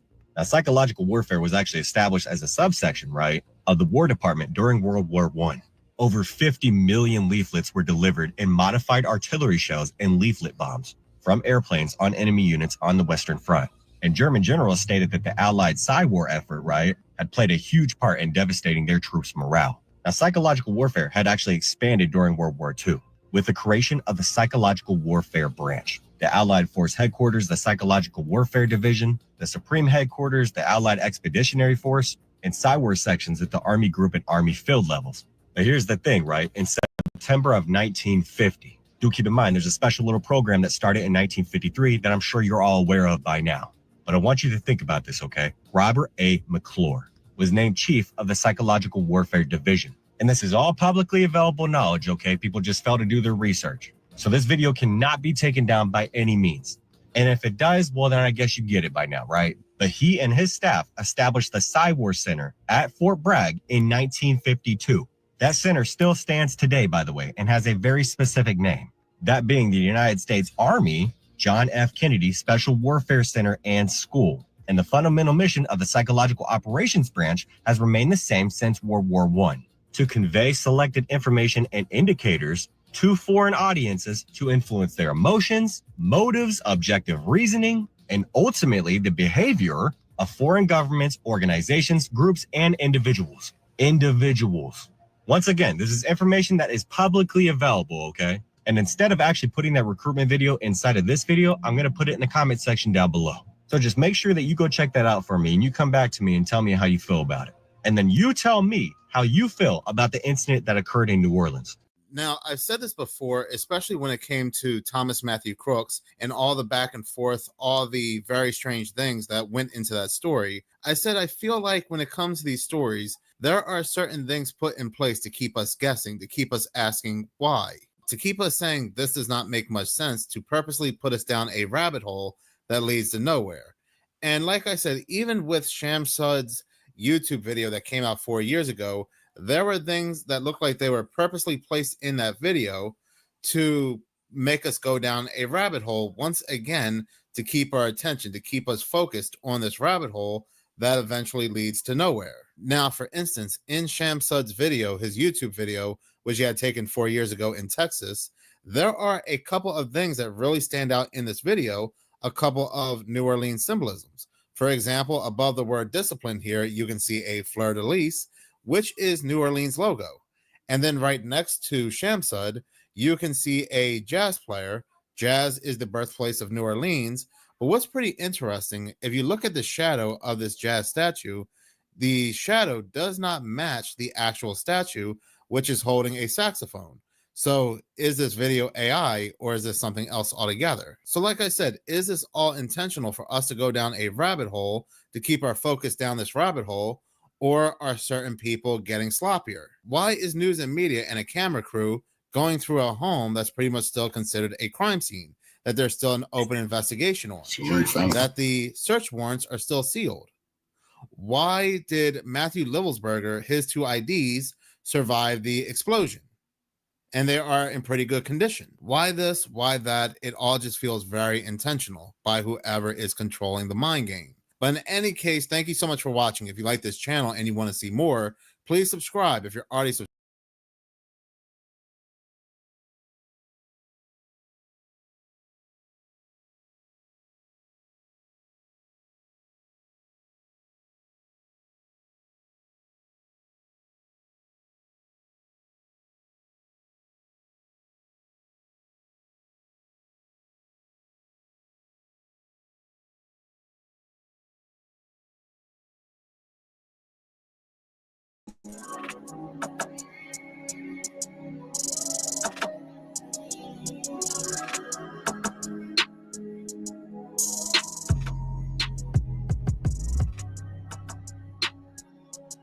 Hey, what is going on with y'all, man? It is Black Balloon, and I'm coming back with another video, so y'all already know what's going on. All right, y'all. Now, the year 2025 is kicking off strong, I guess, if you want to say that. There's already things going on that is keeping that energy going, you know, and it's also welcoming more of that same dark energy to have what we're about to discuss happen on the morning of New Year's, you know, according to the Gregorian calendar, is, you know, it's crazy. And that's why I wanted to make the last days video first, because we need to be aware, y'all. And this just proves that video even more about the times that we're living in and the things that are going to continue to happen. No matter what, there's an agenda at hand. There are things that have to play out, that will play out, that some of this stuff's been forced to play out, you know, by the way that they plan it. And by that, I mean this attack, the Cybertruck blowing up in front of the Trump Tower. You know, all of it has meaning. All of it is planned at the end of the day. You know, if it's anything that has to do with politics, you know, it's planned. You know, this is not by chance. There's not one single coincidence in the story that we're about to cover with the New Orleans, you know, attack and this guy right here on the screen. You'll find it to be pretty interesting that there are a lot of similarities with him and the guy who was responsible for blowing up the Cybertruck. And here's just one thing to take notice of before we get into this clip, right? Got a couple clips that I want to go over in this video. It says the suspects in yesterday's attacks, which this was the day after everything happened, on Bourbon Street in New Orleans and Trump Tower in Las Vegas, both served at Fort Bragg, which is a military base in North Carolina, if I'm not mistaken. It's the same military base Ryan Routh visited over 100 times before attempting to take Donald Trump's life. This is the point where I say there's no coincidence in this world. We don't live by coincidences. That is just not the way it goes. Everything happens for a reason. Nothing is a coincidence. It's all divine timing. There's no such thing as wrong time, wrong place, so on and so on. You get what I'm saying? This is not a coincidence. That now, supposedly Fort Bragg is a huge military base, and there's no, you know, confirmation that they were like a part of the same unit. But I think they did serve in Afghanistan at the same time in 2009, which, I mean, the guy who is responsible for the New Orleans attack and the one who is now deceased for the Las Vegas Cybertruck, you know, bomb or whatever he had that blew up the truck. We're going to get more into that. I got some clips that goes into all the details and stuff. So I'm not going to keep this intro too long, y'all. We'll go ahead and get into this video. All right. Check this out. And that's the New Orleans Bourbon Street attack. At least 10 dead, 30 injured after driver plows into New Year's revelers on Bourbon Street in New Orleans. Rob, is it 10 or is it 11 now? Can you double? 15. Yeah, it's up to 16, I believe. Is it 16 now? Okay, so is it really 16 now, Rob? It was 15 last night. I saw it multiple Can news you sources check to see around what the midnight. death toll is now? I thought it was higher than that. 15. Okay, death toll. Let's open that one up, Rob, if you could. So death toll rises to 15 in New Orleans, terrorism attack. The suspect in the deadly attack that killed 15 people and injured dozens of others has been identified by the FBI. Let me read a little bit more to see if we have any other facts on this one here. 35 injured. This happened, a truck rammed into crowds on Bourbon Street at 3:15 a.m., followed by a gunfight with police. The driver described as hell-bent on creating the carnage and the damage that he did. According to Superintendent Ann Kirkpatrick, was killed by officers. The FBI, which is investigating the incident as an act of terrorism, at first they didn't want to say it, but they eventually said it, revealed that at least one suspected improvised explosive device was found at the scene, although its connection to the driver remains unconfirmed. Witness Jimmy Cothran described seeing 8 bodies sprawled out on the street, adding dead right in front of us was someone's mother, twisted, obviously deceased. One man deceased had tire tracks across his back and stomach and was clearly crushed. A little girl, oh my God, a little girl that we had seen dancing was as flat as a pillow. That's even tough to read.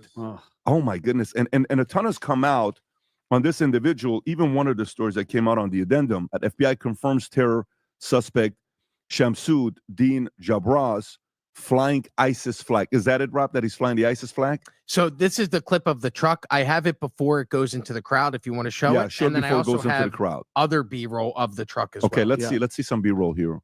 So this is that's 3:15 a.m. This is just traffic on the side street. And he's going to take a right here. Now let me ask you a question. What camera is so focused on that truck?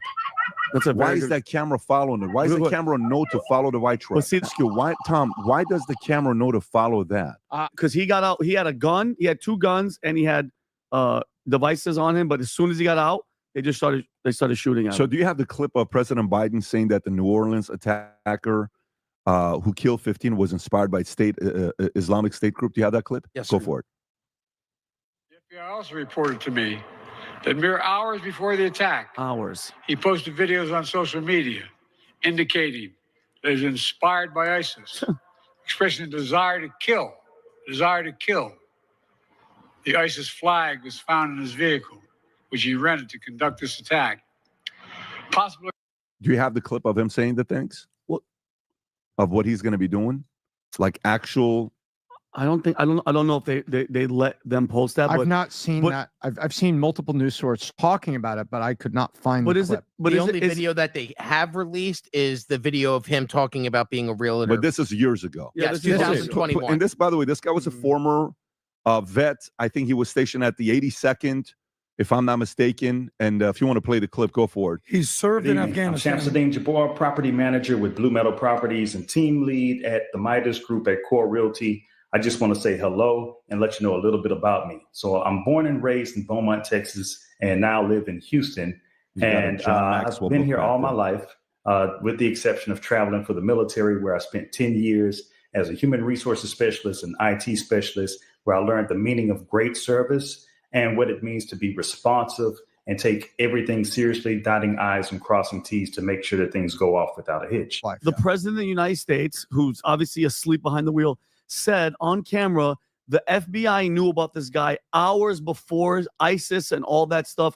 Where was the manhunt? Where was the, letting everybody know, giving everybody a heads up? It's like what is the, it's not about DEI seminars or Donald Trump. It seems as if nobody's working. That's my opinion. And then you're going to see the FBI chick in New Orleans talking about this isn't a terror attack. Did you see this? And look what's right underneath her. New Orleans dealing with the terrorist attack. And this is what the FBI says. This is not a terrorist event. What it is right now is their improvised explosive devices that was found. and we are working on confirming if it's a viable device or not. As Chief Kirkpatrick said, we're asking everyone to stay away from Bourbon Street, specifically from Canal Street. Now, this is something to take note of. The surveillance images released by the FBI show Jabbar dressed neatly in a long light brown coat, a dark button-down shirt, blue jeans, and brown dress shoes, about an hour before the attack at 2:03 a.m. Additional images show coolers Jabbar allegedly placed on the street. Officials said he planted improvised explosive devices inside with the intention of causing added carnage. Federal authorities were also searching an Airbnb property in New Orleans rented by Jabbar that caught fire early Wednesday morning, as well as Jabbar's home in Houston. So I don't know if they're saying it caught fire in Houston as well, or they were just, searching his house in Houston. So going to what they were saying about the camera footage, if I'm not mistaken, someone was actually recording that from a cell phone.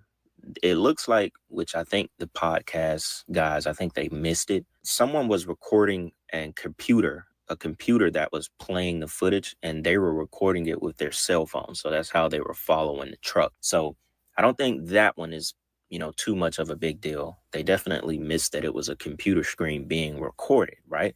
But still have no idea where the footage actually came from, who actually put that out, so on and so on. So it still raises a couple of questions.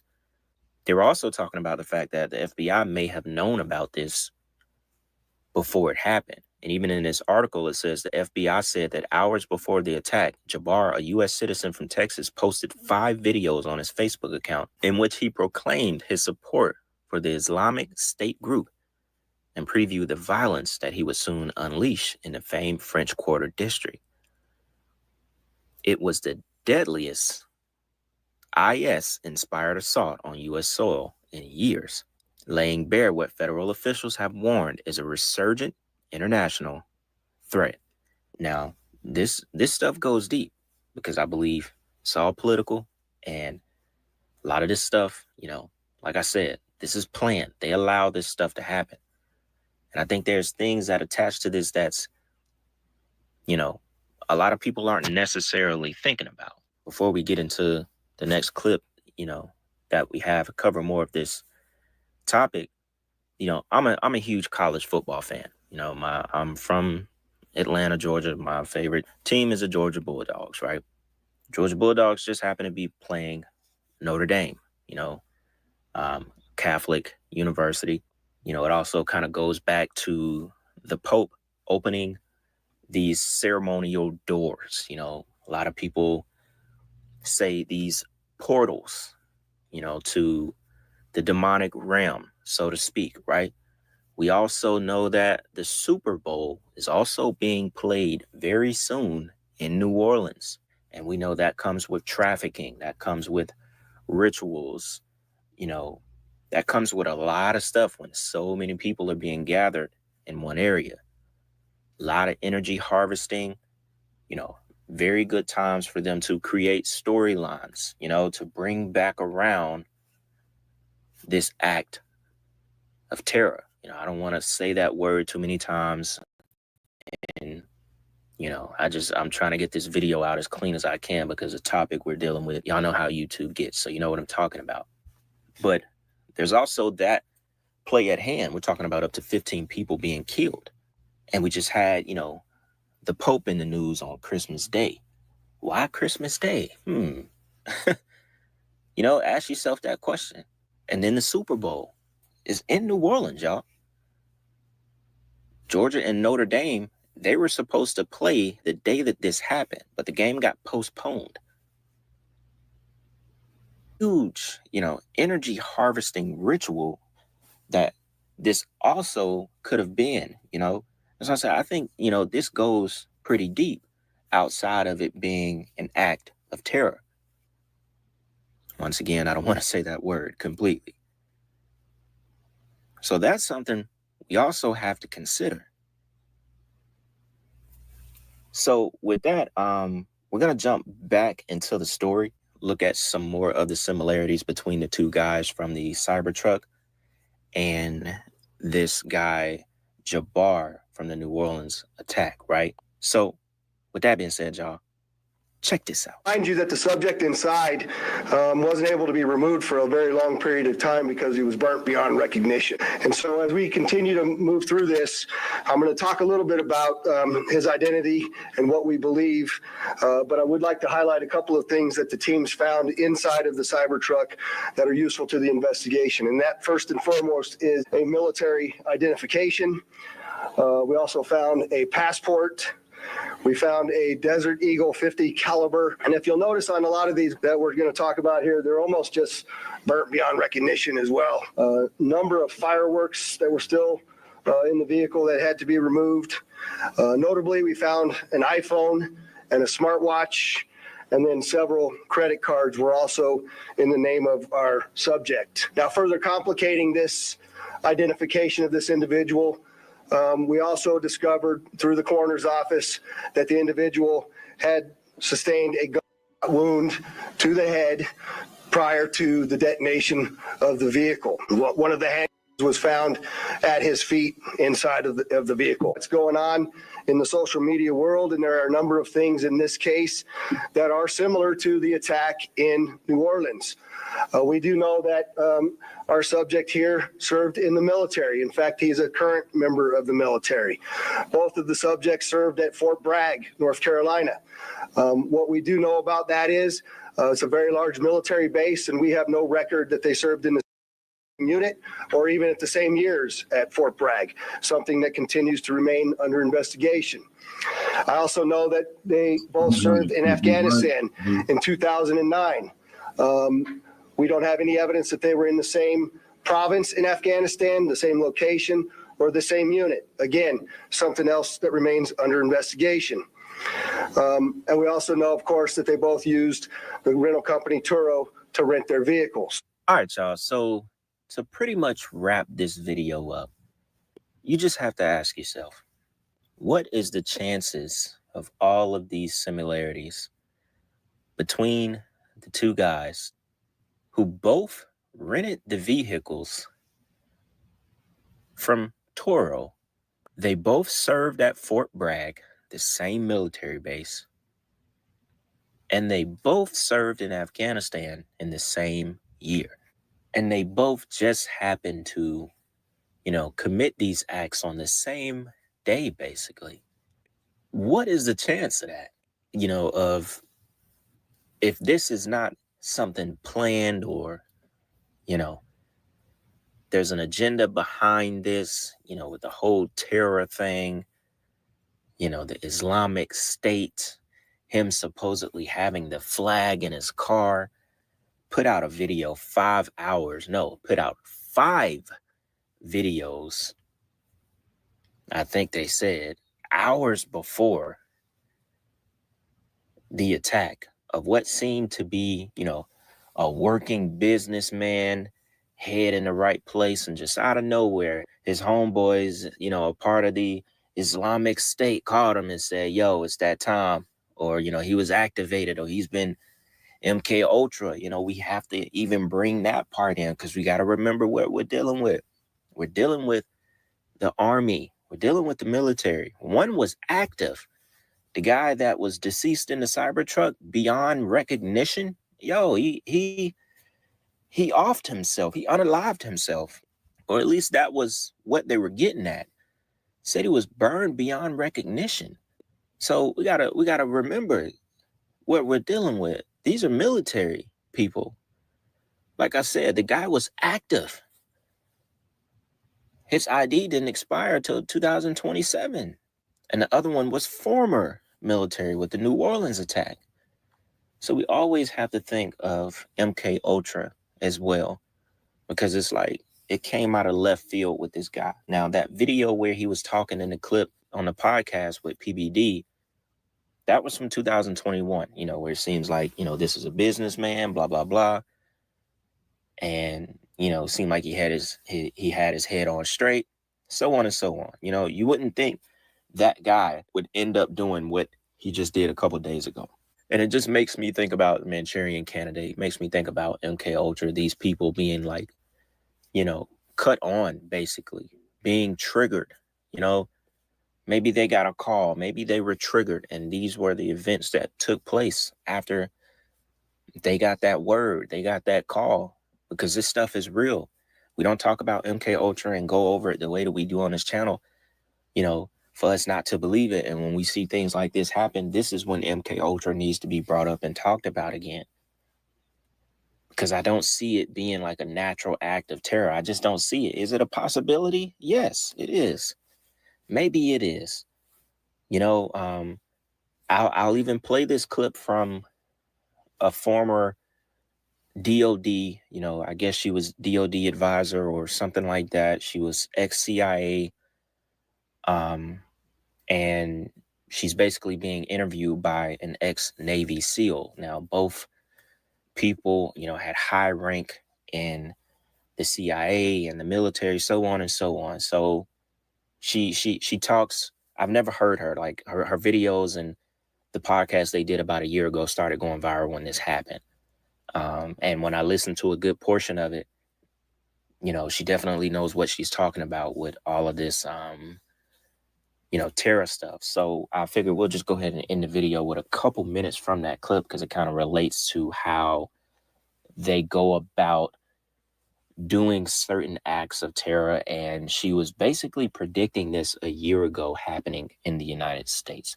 So I'll let y'all be the judge of it. I'm not going to come back and talk after this clip. We'll go ahead and wrap the video up with this last couple of minutes, y'all. Let me know what y'all think about this video, man. And yeah, y'all already know, man, we got content coming up. I got another good video I want to drop for y'all. So with that being said, it's Black Balloon.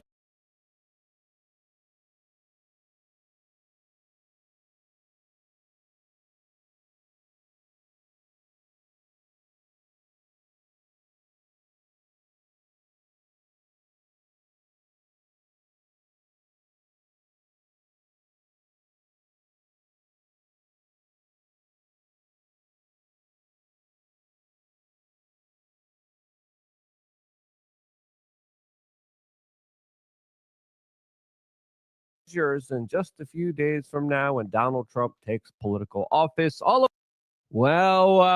This ceremony definitely didn't go off as planned.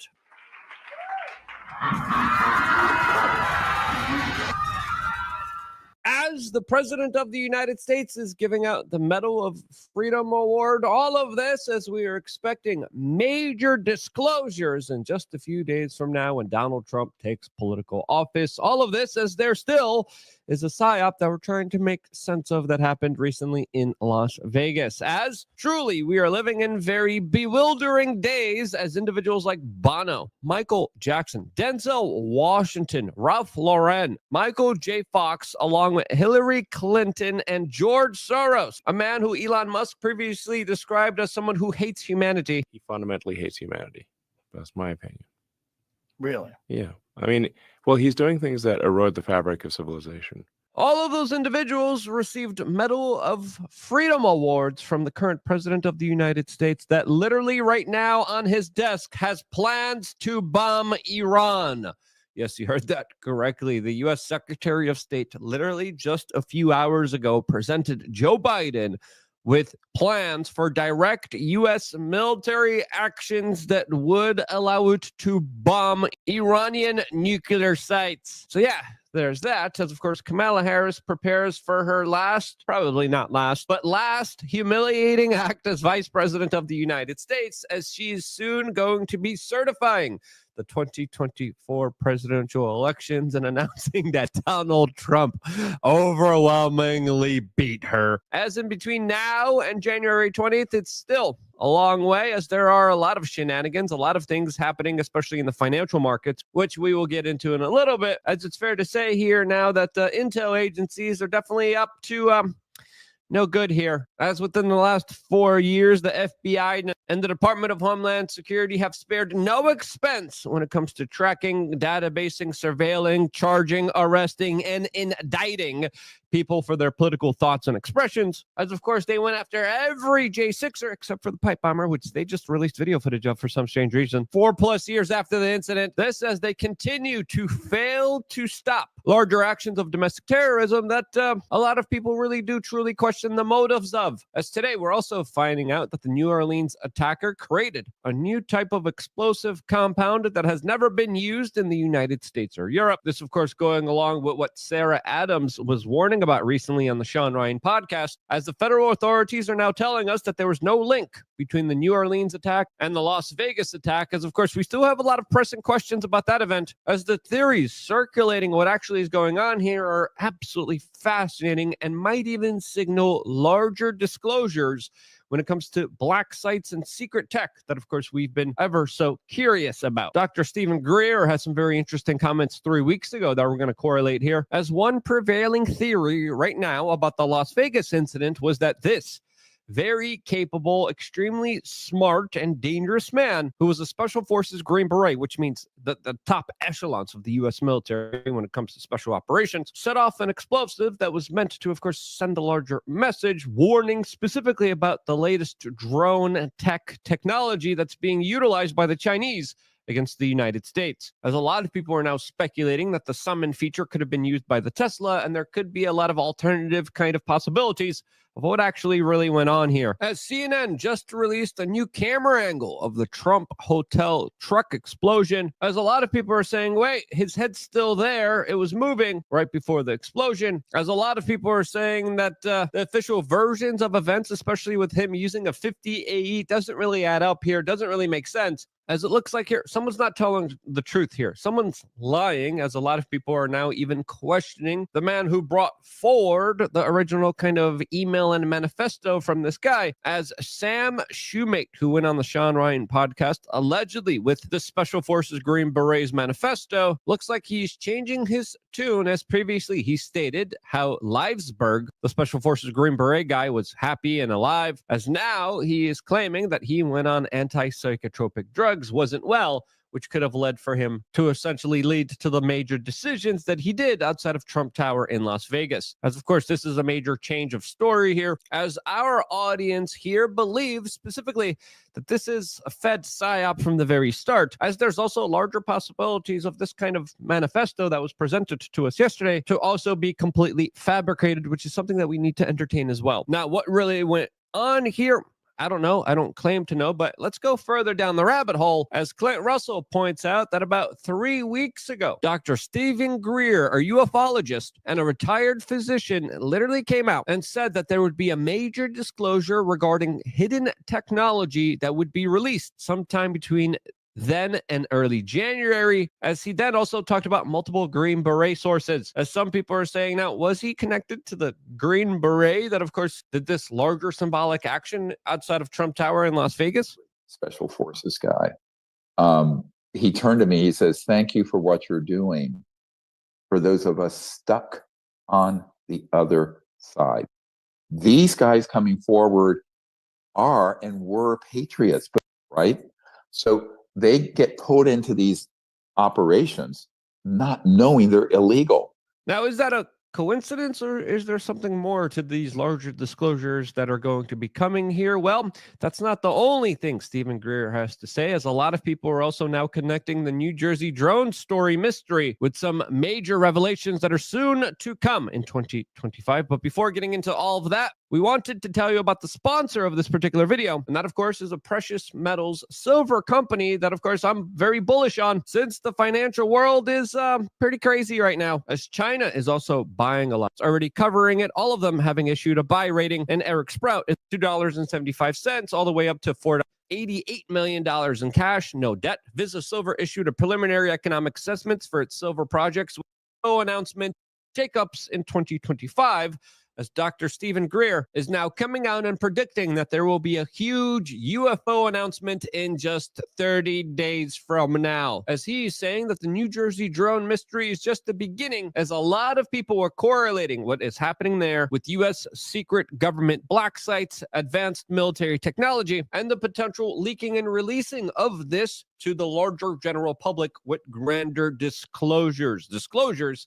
that the government could be going out of their way to try to prevent and stop, as currently there definitely is no sign of a lot of this controversy going away in 2025, except the opposite of that is true. There are larger signals that we're just beginning in the year of confusion, in the year of psyops, in the year of just mass amounts of information being thrown at us. As very interestingly, Stephen Greer had also this to say.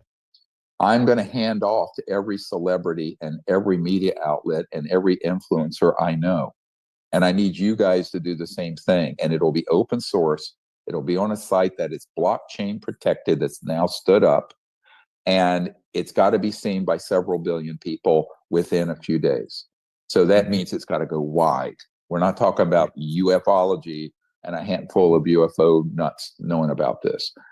The reason for it is that this summer he came to my place in Washington and he says, we don't want to risk our lives and our families' lives. And the main guy has 3 children, 2 of them are still fairly young. And he doesn't want to have his whole family killed for no good reason. In other words, where this gets released and it's a tree that fell in the woods, nobody heard. This says, I'm personally waiting to see whatever comes our way, but it's fair to say that this year definitely it will be met with a lot of information being sent to us. As of course, I previously even argued with special videos just for my members, how specifically we are going to be living in a new day and age of psyop, mind warping, mind control, disinformation that is just going to avalanche on top of us that is meant to spur on confusion. I don't know about you guys. It's already very difficult to try to discern fact from fiction, and I think it's only going to become that much more complicated moving ahead here. Now, is what Stephen Greer here talking about legit? Well, time will tell, as of course we're going to be paying close attention to this story, as we are pretty much skeptical of everything, as we are in one hell of a ride for this 2025 year that is only going to get a lot more confusing from here. And if you agree, share this video with your friends and family members. Things are going to get wild. Things are going to get crazy. And hey, at least it's not boring.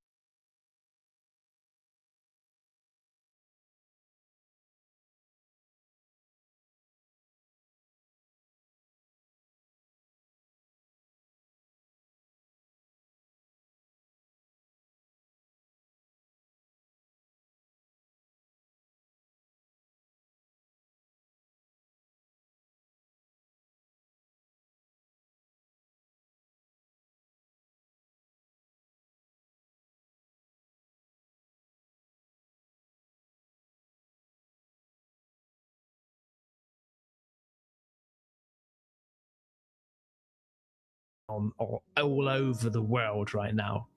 And yet, in this mix is this strange mystery fog, which is making people ill. And this isn't just your normal fog. Look at these videos and tell me what you think about this. Now, I'm going to give you my explanation of what's going on as well, but there's many theories as to what this mystery fog is, and it's pretty damn scary if any of these theories are true. I need to show you guys my air filter in my house. There's fog everywhere, and I've been feeling like respiratory issues for like a couple days now, like basically since the fog started. And I decided after seeing all the fog videos on TikTok, I would come and change my filter, which I do every month because I keep them on deck. I have like, ooh, Lord, I have like 8 of these and they're expensive, but I keep them on deck because I like clean air. This is a new one. Let me show you what my new one looks like. This is a new one, okay? It's a MERV 11 filter. Now, keep in mind, I just changed this filter like a month ago. Let me show you the one that I'm about to pull out. What in the actual fuck? Look at this filter, y'all. I've never pulled out a filter this dark in my life. This is not normal. It's black. Look at the new one. Oh my God, y'all. Oh my God. This is fucking crazy. I'm sorry. This isn't normal, yo. It's not normal. This fog is not normal. This is not normal. Never in my life have I ever seen a filter like this. Never. So yeah, that looked pretty darn dark and dirty to me, but also the look of this fog looks different. what people are saying. Does it look different to you? Listen, look at this. This looks like almost snow. It looks like fake snow. It's in Florida. 30th of December.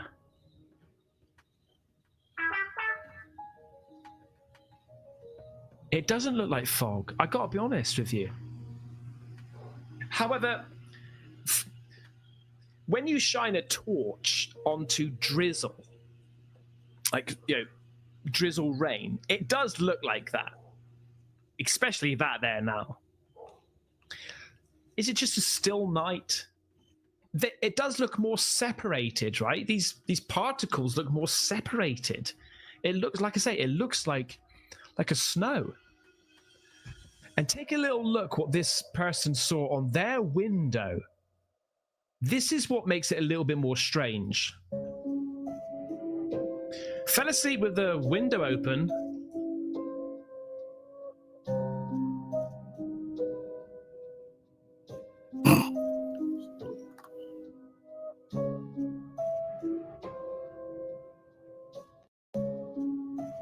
Very strange. It doesn't, like, what is that? Someone said it looks like frost. It's not frost. That ain't frost. And this is also the extent of how foggy it is, how thick this fog is. Look.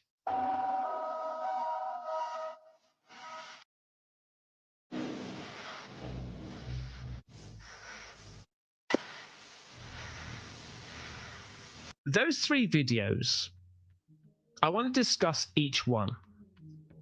This one connects to the theory that this fog has been created by the government to cover surveillance, right? Because obviously we've got this drone situation going on, orb situation, and it just so happens to be in the locations which may be under threat at the moment, a huge fog.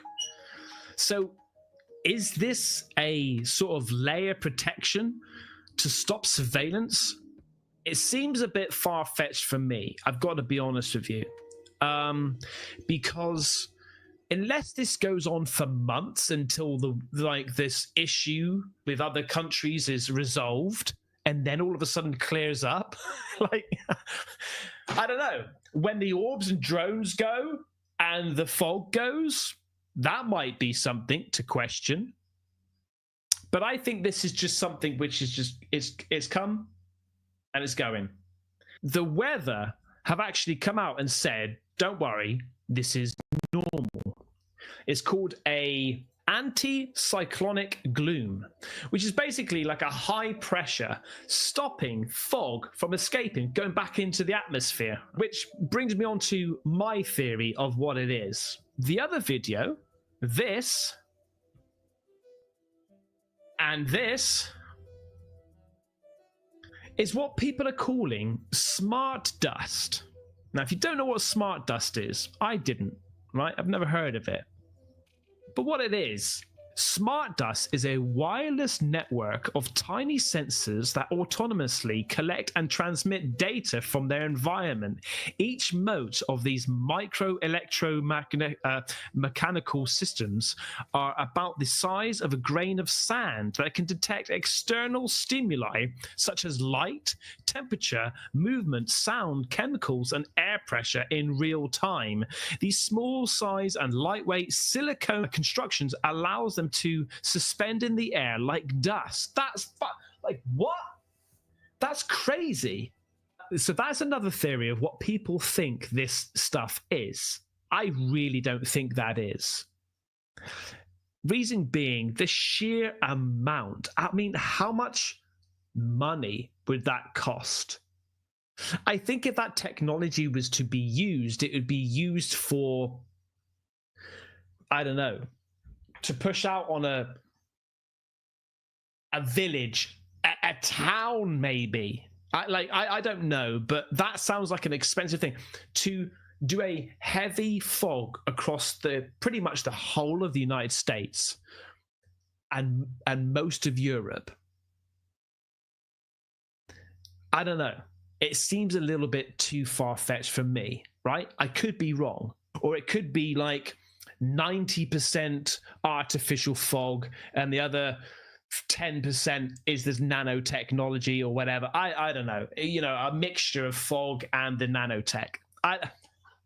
It's a theory out there. That's what some people are saying. When it comes to this lady here with the thick black fog, now, this is where it comes to my idea, my theory of what's going on. Now, I have to just say and also remind you that to a lot of people, this doesn't seem like normal fog. Reason being, it tastes very chemically, right? Some people say it's got like a residue on it, on their windows, like a white residue. And that when people are going out in it, they're feeling sick. They're feeling weak. They're going home with headaches and sore throats just by being out in this fog. Now, I don't think that's connected to any sort of government conspiracy trying to make people feel ill. I think what that is a bit of a mix. It's the high pressure, keeping that fog in for days and days and days, settling, raising, settling, getting infected by pollution, natural pollution from like traffic, fertilizers, all these things that the water is just collecting all the time, right? It's just being recycled, not going out into the atmosphere, not being clean, not going into the sea. It's just sitting there all the time. And people are going out, hence why that filter is black. Yeah, I've seen joggers run in London and then they take off their masks and their masks are black through the sheer pollution, right? But then you have people that are running, along the streets near the coastline there where I live, and they don't need to wear masks. It's clean. It's clean air. So I think this is what's happening. But the only thing that does sway that is this here. Is this video here? How can we explain this?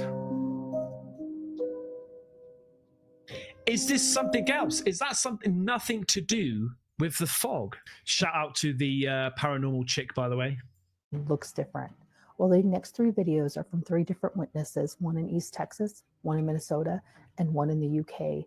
They filmed particles of what's in this fog. And I have to tell you, this isn't normal. This is actually weird. And now, I don't mean to be hate United too much, but when you've got this amount, if this was made from fog, right? I'm sure that we would have hundreds, if not thousands, of people saying, "What is this in my pool?" I think that is a chemical that you put in to collect all the crap. Right? I think that's what it is. I did think to myself, okay, well, if this pollution has been there for so long, let's have a little look at the live pollution website, right? It's called IQ Air. Now, at the bottom here, we've got good, moderate, unhealthy for sensitive groups, unhealthy, very unhealthy, and hazardous.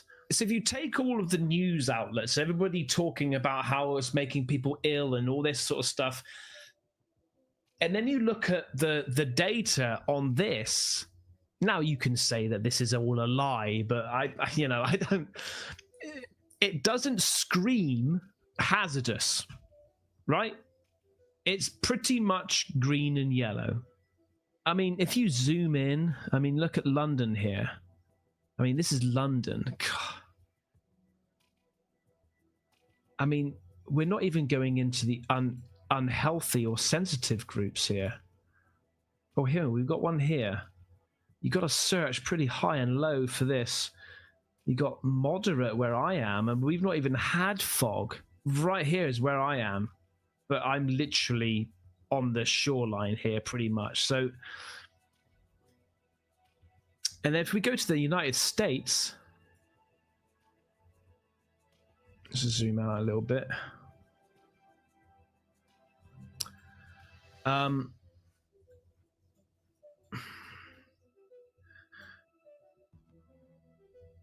again, you've got, apart from when it comes down here, okay, the air quality over here. Oh no, sorry. You've got over here, which is quite, which, you know, is getting to that stage, right? But it's only just peeking into the moderate to unhealthy for sensitive groups. I mean, obviously, depending on who you are, right? If you suffer with asthma or anything like that, you know, just be careful what you're doing. But then playing devil's advocate, if this is the case, it's showing green and yellow, everything's all hunky-dory, absolutely fine. Why is it that people are falling ill? What is in the fog that makes people fall ill then, if it apparently it's fine, right? Is it because naturally the air quality is pretty good and any slight increase in, you know, pollution, people aren't used to it and it hits them harder? You know, look at this here. I mean, if you take somebody from here and you bring them over to here, they might be feeling every breath is like a whole pack of chewing gums in their mouth or something, you know? I mean, I don't know. This is what I think. I just think that it's stagnant water residue that is just not being able to be released yet because of the high pressure in wintertime. A lot of people do get colds. Yeah, sniffly. They're not been eating particularly well. Apart from their Christmas dinner, they'd probably be having a whole bunch of chocolate. Yeah, their immune system's down. So anyway, that's what I think. Now, look, I went into the fog situation a little bit more heavily than I thought I would, because I think that it needed it. And so what I'm going to do is, with the UAP footage, I'm going to leave that into my next video, okay? Because it's really interesting stuff, and I don't want to do it in injustice, okay? But thank you so much for listening to my ideas and my thoughts on what this is all about. Let me know, though, because I do want to know. I've not seen anything of this fog stuff where I live. I've just been seeing TikTok videos and what you've sent me. All right. It's odd.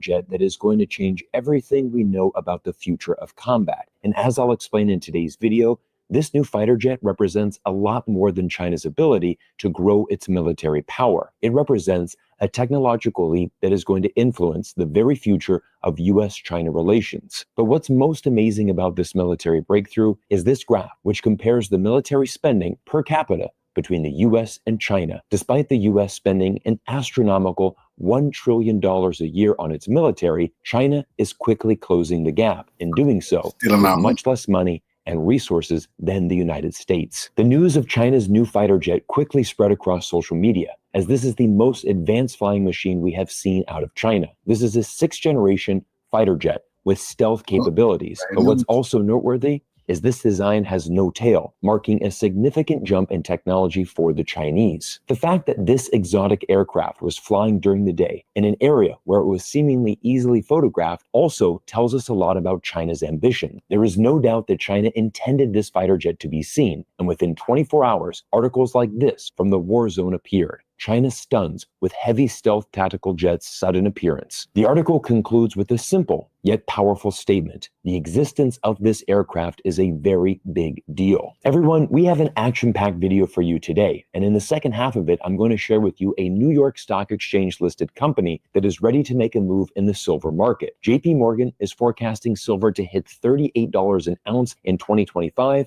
And trust me, you'll want to watch to the end of today's video to learn more. But first, let's break down China's rise in technology, because even legacy media outlets like Bloomberg are now waking up to the new reality that US efforts to contain Xi's push for tech supremacy are faltering. The subheadline says everything you need to know. The world outside the US is increasingly driving Chinese electric cars, scrolling the web on Chinese smartphones, and powering their homes with Chinese solar panels. You see, there is a much bigger story here than simply China just debuting a new fighter jet. If we systematically examine every major area of tech, we can see China is becoming more self-reliant, stronger, and in a position to dominate the future. This report from Bloomberg should be on the desk of every US politician who believes it's still possible to stop China's rise. The simple fact is China can't be stopped. But these aren't my words. This is the direct research from Bloomberg Economics. Take a look at this fascinating graph that shows 13 key technologies of the future. China has achieved a global leadership position in 5 of them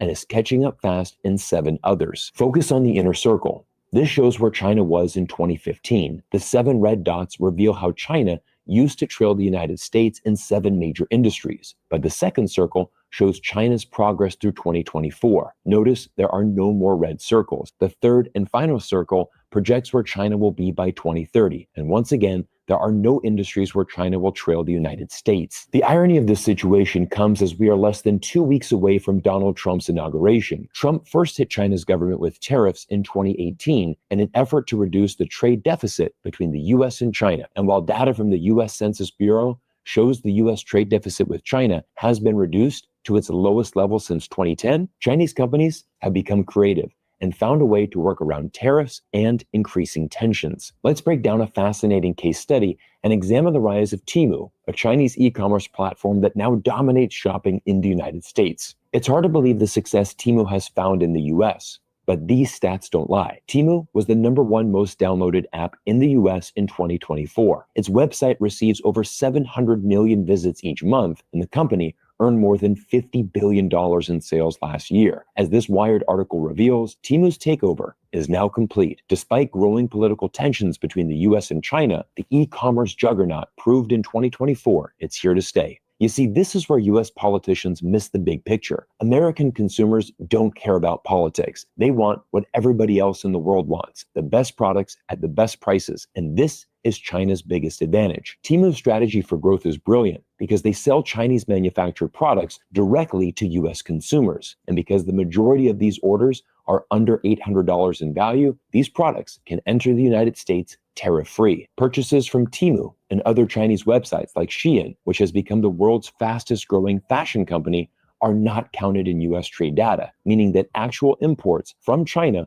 are much higher than official data suggests. And this is exactly what worries US politicians more than anything. You see, back in 2022, National Security Advisor Jake Sullivan outlined a series of technologies, including semiconductors, clean energy, and biotech, in which the US would, quote, maintain as large a lead as possible. The Biden administration saw these export controls as a new strategic asset the US government could use against China to, quote, degrade their battlefield capabilities. But China is not stupid, and the government realizes that having a strong manufacturing sector is not only important for the nation's economy, it's also essential for national security in an extreme scenario like war. Imagine if one day the United States tried to cut off China's oil and gas supply. This scenario could have the potential to devastate the Chinese economy. But this is precisely why the Chinese government started investing heavily in wind and solar power many years ago. China now dominates these industries and has become more self-reliant to make sure it never finds itself in a position where the United States or its allies could weaken China through external pressure. This is why China's government views tech innovation as the core of national development, and why China is investing in high-tech sectors like computers, scientific research, electrical, and special purpose machinery. Once again, this entire shift to becoming a manufacturing powerhouse and dominating these industries began many years ago when Chinese President Xi Jinping launched the Made in China 2025 initiative. If you want to understand the magnitude of this program and just how successful it's been, Mitch Presnick, an American expat with over 30 years of experience in China, states the blunt truth. China invested $9 trillion since 2005 to achieve tech parity and build a brand new national infrastructure. In the same period, the US spent $9 trillion on military campaigns in Iraq and Afghanistan with no peace dividend or economic flywheel effects. To help you understand the magnitude of China's transformation, take a look at this graph, which documents the global shift in industrial production. In 2000, China accounted for 6% of global manufacturing. By 2030, China is projected to account for nearly half of all global manufacturing. This shift is unprecedented in the modern world economy. But what's most alarming for US politicians is there is no realistic way for the United States to compete with China. Don't believe me? Just look at these graphs, once again from Bloomberg Economics, which shows the inverse relationship between the US and China and the number of patents issued. Over the past 3 decades, China has been increasing its research and innovation across all tech sectors, while the US has been steadily declining. The US simply doesn't innovate like it used to, and it's why China will have a dominant influence in these important industries like biopharma, energy, machines, robots, and information technology. Once again, I want you to remove yourself from the Western media bubble and start paying attention to what China is doing, because every day, new breakthroughs are being made, showcasing the amazing transformations happening throughout China. Earlier last week, Beijing debuted the CR450 high-speed train prototype that reached a test speed of 450 kilometers an hour with an operational speed of 400 kilometers an hour. When it enters into service, this will become the fastest high-speed train in the world to operate commercially. High-speed rail is one of the 13 technologies that Bloomberg identified as critical for the future of our world, and China has built an incredible 47,000 kilometers of it, which is about 7,000 kilometers longer than the circumference of the Earth. In fact, China's high-speed rail network represents 70% of all high-speed rail that exist in the world. But the innovation doesn't stop on land, and in fact goes back full circle to how we opened today's video: China's military expansion. Earlier last week, China launched its next-generation amphibious assault ship that can launch fighter jets directly off its deck. China already has the world's largest navy, and like the United States has done for many decades, is building up its military power. China is projecting strength and securing its position as the leader of Asia. As Donald Trump returns to the White House in just 2 weeks, the US-China relationship will be a key issue for his presidency. You might think that Donald Trump will be very hawkish against China, but Trump's latest comments about China and President Xi Jinping might surprise you. You know, because China and the United States can together solve all of the problems of the world, if you think about it. So it's very important. And we spent hours and hours talking. And, you know, he's an amazing guy. Have you spoken to Venezuela? The press hates when I say that, but he's an amazing person. This was a bold statement from President Trump, but perhaps we are starting to see a shift in attitude from US politicians. Last week, the Wall Street Journal published an article with Gina Raimondo, the U.S. Secretary of Commerce, who now admits that trying to hold back China is, quote, a fool's errand. This is quite the pivot for Ms. Raimondo, who back in 2021 proudly announced the U.S. needs to work with Europe to slow China's innovation rate. She now realizes the only strategy that could actually help the United States is for America to follow China's lead and start investing in itself instead of trying to sabotage the competition. But as I've preached on this channel, we study geopolitics because it influences the market, and many of you know the US and China are in a battle for the top minerals and resources in the world. Check out this amazing story on how China has been secretly stockpiling gold. Even Goldman Sachs is reporting the Chinese are buying as much as 10x the amount being reported in the official data. This is going to influence other precious metals, and why I think silver has so much potential in 2025. With 2 weeks between now and the inauguration, I'm sharing with you the very first silver stock I've ever recommended on this channel. 9 analysts are covering this stock, and all of them have issued buy ratings with targets ranging from $3 to $4.50. Investment firms like Franklin Templeton and billionaire precious metals investor Eric Sprott are shareholders of today's video sponsor, Vizsla Silver, which trades under the symbol VZLA. And here is why Vizsla Silver could be a significant story in the silver sector this year. Vizsla's key project you want to research and learn more about is the Panuco Silver Gold Project in Mexico.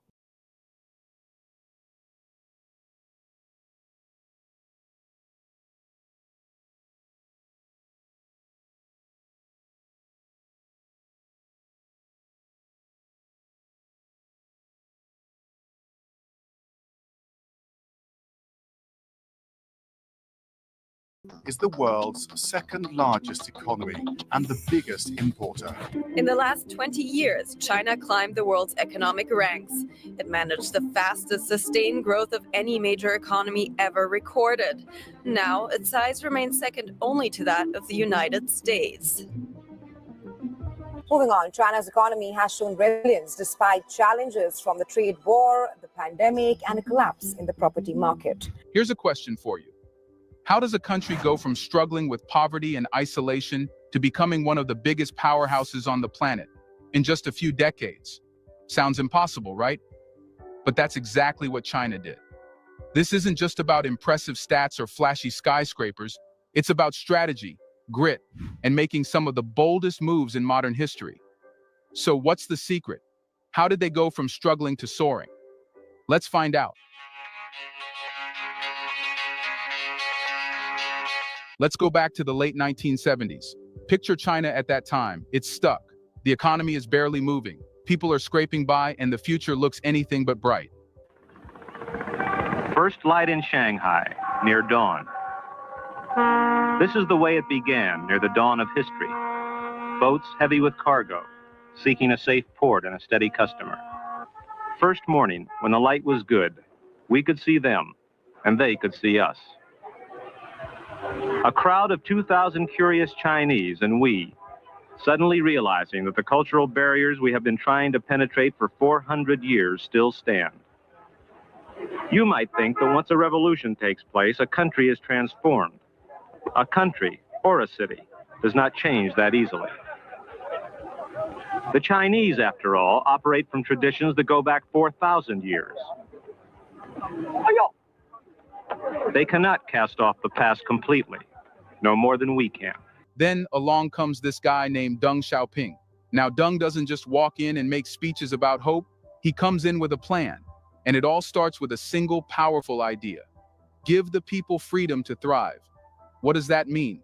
Well, let's break it down. Deng looked at the farmers. Millions of them were stuck in a system where they couldn't decide what to grow or sell. It was all controlled by the government. The result? Food shortages, low productivity, and a lot of frustration. Deng's solution? Let them grow what they want and sell it however they can. Seems simple, right? But the impact was massive. Farmers suddenly had an incentive to work harder, produce more, and make money. And when the farmers started doing better, the whole economy got a boost. It wasn't just about food, it was about creating hope, progress, and momentum. But Deng didn't stop there. He knew farming wasn't enough to transform an entire country. That's when he introduced special economic zones, or SEZs. Think of these as playgrounds for businesses.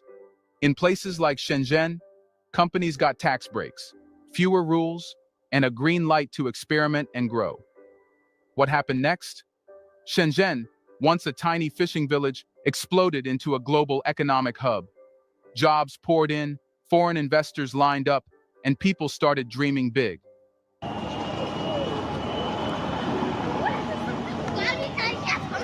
Welcome to China.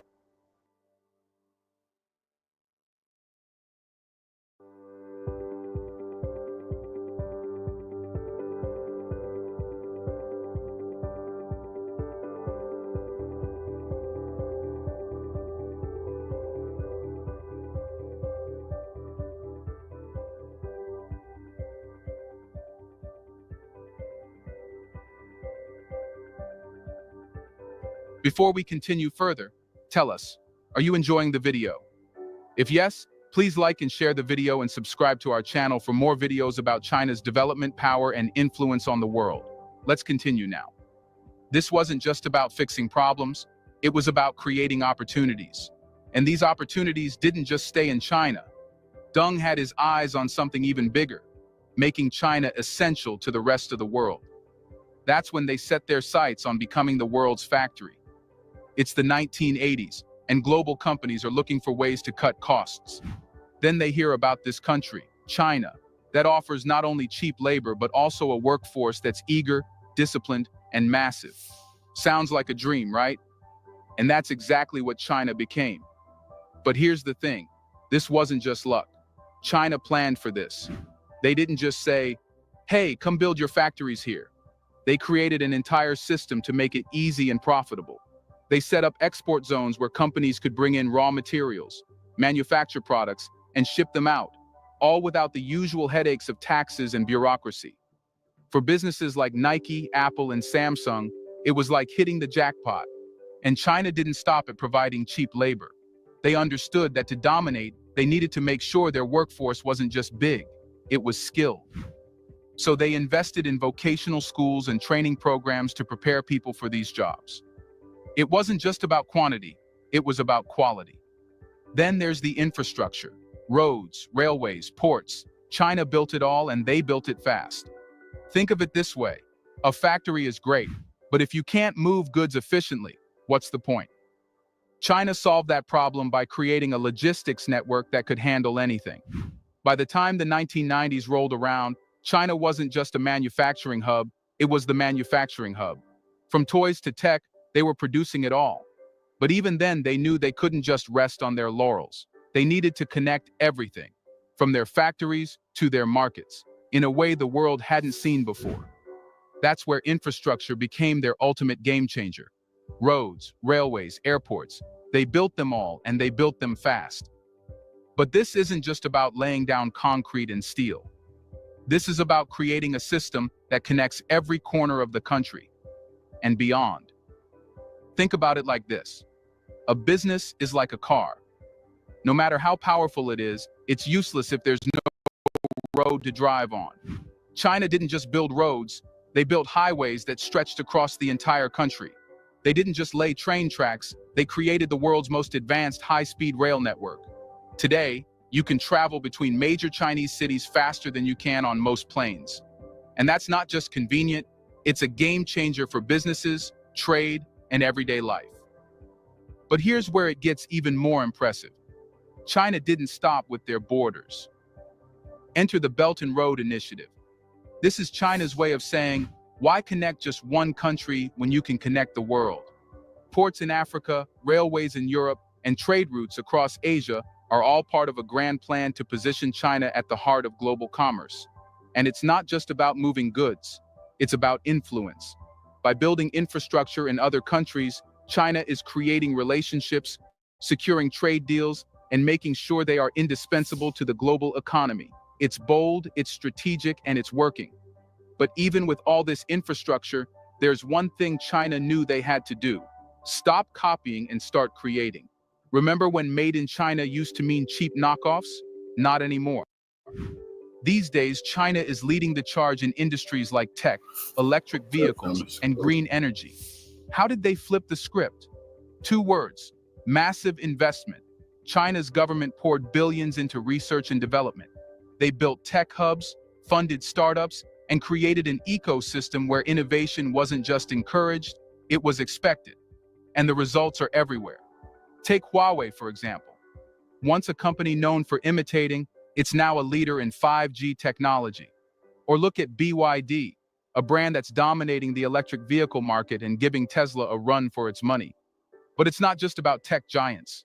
The Made in China 2025 plan is a national push to lead in future industries like robotics, biotech, and AI. It's like China said, why play catch-up when we can lead the way? And let's not forget the bigger picture. Innovation isn't just about making cool gadgets. For China, it's about solving real-world problems, like lifting millions out of poverty. Now, let's talk numbers. In 1981, 88% of China's population lived in poverty. Today, less than 1%. That's not just progress, it's a revolution. How did they pull it off? The answer is jobs, lots of them. Factories in cities, construction projects, and booming industries created opportunities for millions. Families that once scraped by on tiny farms were now earning steady incomes in bustling urban centers. But they didn't stop there. The government launched targeted poverty alleviation programs, focusing on the poorest regions and making sure resources were used where they were needed most. It wasn't just about throwing money at the problem, it was about creating lasting solutions. And the impact? Families with better incomes, kids with access to education, communities with healthcare and infrastructure. It's a complete transformation. But even with all this success, China knows the journey isn't over. So, what's next? Here's the deal.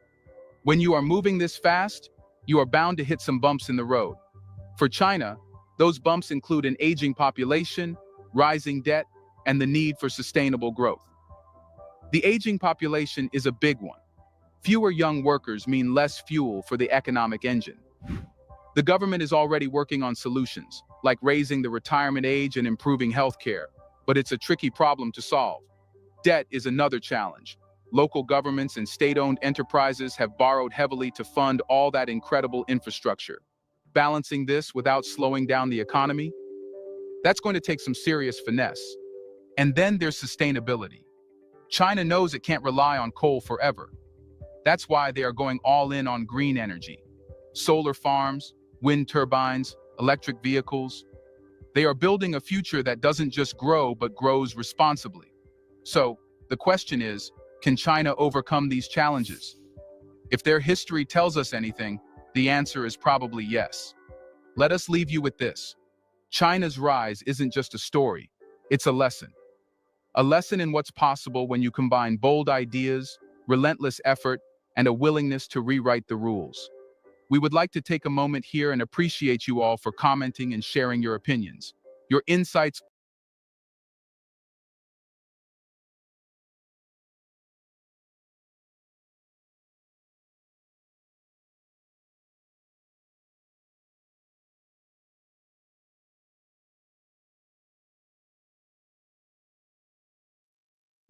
Beneath the ocean's surface, a silent war is brewing, and the stakes couldn't be higher. U.S. Navy nuclear submarines, the ultimate stealth weapons, are a nightmare for adversaries like China, capable of crippling fleets without warning. But China isn't standing still. It's investing in cutting-edge anti-submarine warfare ASW technologies to expose and counter these silent predators. From advanced detection tools to amphibious assault ships, China's moves could shift the balance of power in the Pacific. How does this impact global security, and what does it mean for future conflicts? Let's dive deep into this game-changing arms race.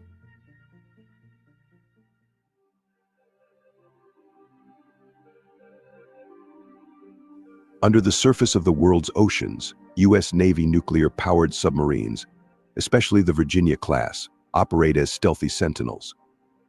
These vessels are masterpieces of engineering, virtually undetectable, and equipped with advanced weaponry that includes torpedoes, cruise missiles, and anti-ship missiles. Their stealth capability enables them to remain hidden for extended periods, making them a critical asset in modern naval warfare. What makes these submarines uniquely effective is their ability to strike from the shadows. In a conflict over Taiwan, for example, their role would be to silently stalk and dismantle any advancing Chinese amphibious fleet. This stealth capability means that U.S. submarines can remain near hostile waters, disrupt supply chains, and launch surprise attacks, all while evading detection. This is why they're often considered the most formidable threat to any adversary's navy.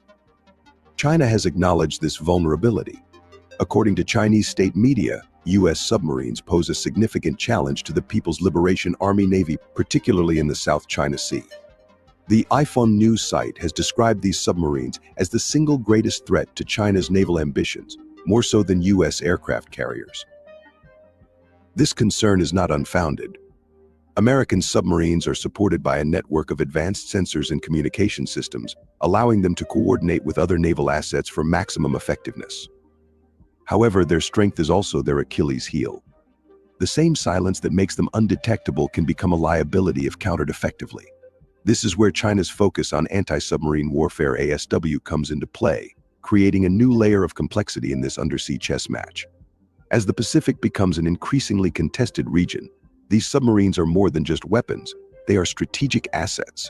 Their presence alone forces adversaries to reconsider their naval strategies, stretching resources and creating opportunities for allied forces. But how does China intend to counter this threat? Let's explore that next.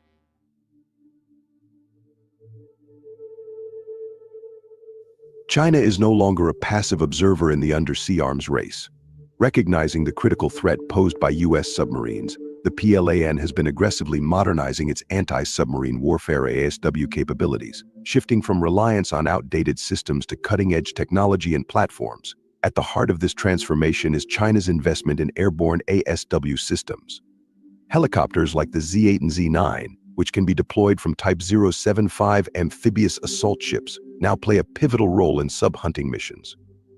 These helicopters are equipped with magnetic anomaly detection MAD systems, which detect subtle disturbances in the Earth's magnetic field caused by submarines. Although the range of MAD is relatively short, it provides precise positioning, which is invaluable when other sensors narrow down the search area. China has also been developing atomic magnetometers, which represent a significant leap forward in submarine detection. Unlike traditional MAD systems, these magnetometers can sense both the presence and direction of a submarine by analyzing energy level changes in atoms influenced by magnetic fields. This precision offers a significant edge in targeting submarines that might otherwise evade detection. The PLAN's Type 075 ships are another cornerstone of its ASW strategy. Often described as auxiliary aircraft carriers, these ships can deploy helicopters to form a mobile anti-submarine network around naval fleets. This network, according to Chinese state media, is designed to make it nearly impossible for even the most advanced U.S. submarines to operate undetected. Combined with improved sonobuoys devices dropped into the ocean to detect submarines through sound waves, China is creating a layered approach to submarine hunting. Training has also become a priority. The PLAN has acknowledged its historical shortcomings in ASW training and has taken steps to create more realistic scenarios. For instance, one exercise involved patrol aircraft relaying data to command ships, integrating it with other intelligence sources to confirm the presence of enemy submarines. This shows that China is not just investing in technology but also building operational expertise. These advancements mark a shift in China's naval strategy. No longer content with merely defending its waters, the PLAN is positioning itself to challenge U.S. dominance in contested regions.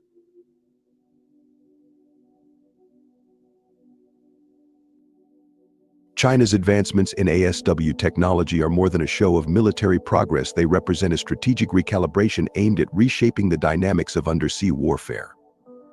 By targeting U.S. nuclear submarines, China hopes to neutralize a critical threat to its naval operations, especially in a potential conflict over Taiwan. However, this ambitious strategy comes with significant hurdles. One of the biggest challenges for China is the complexity of ASW operations. Effective sub-hunting demands seamless coordination between multiple platforms, including aircraft, ships, and underwater sensors.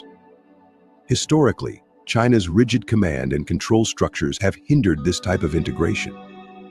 The PLAN is attempting to address this by running more realistic and dynamic training scenarios, but it remains to be seen whether these efforts can match the flexibility and responsiveness of Western navies. Another critical factor is air superiority. To effectively deploy ASW platforms like helicopters and patrol aircraft, China must maintain control of the skies. In contested environments such as the South China Sea, achieving this is far from guaranteed. Without aerial dominance, even the most advanced ASW systems could be rendered ineffective, leaving Chinese fleets vulnerable to U.S. submarines.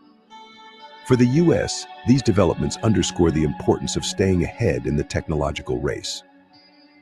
Countermeasures such as enhanced acoustic stealth, decoy systems, and autonomous underwater vehicles are likely to play a significant role in maintaining the edge. Additionally, the U.S. Navy's extensive experience and well-coordinated operations provide a significant advantage in real-world scenarios. The implications of this undersea rivalry extend beyond the Pacific. If China successfully enhances its ASW capabilities, it could embolden its naval strategy in other regions, challenging U.S. dominance in global waters. Conversely, if the U.S. maintains its submarine advantage, it could deter Chinese aggression, particularly in sensitive areas like Taiwan. Ultimately, this battle beneath the waves highlights the evolving nature of warfare. It's no longer just about who has the biggest fleet, it's about who can adapt, innovate, and anticipate the next move in a high-stakes game of strategy and technology. As we've seen, the race for undersea dominance is intensifying. China's advancements in anti-submarine technology are reshaping the battlefield, challenging the U.S. Navy's long-held edge. Yet this race is far from over. The interplay of innovation, strategy, and operational readiness will determine the outcome. For now, the world watches as silent predators lurk below and new hunters take to the skies. This is a battle of brains and technology, with implications that extend far beyond the ocean floor.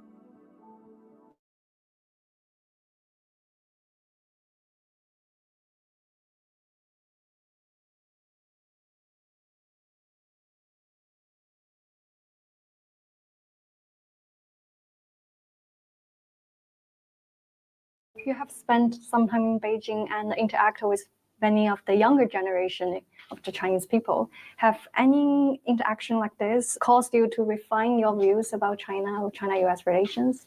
Not at all. I have a simple theory about how the world works, and I believe that that theory has a lot of explanatory power. The United States is principally interested in containing China. I think the United States fears the fact that China is becoming more powerful and that it is not a status quo power in East Asia.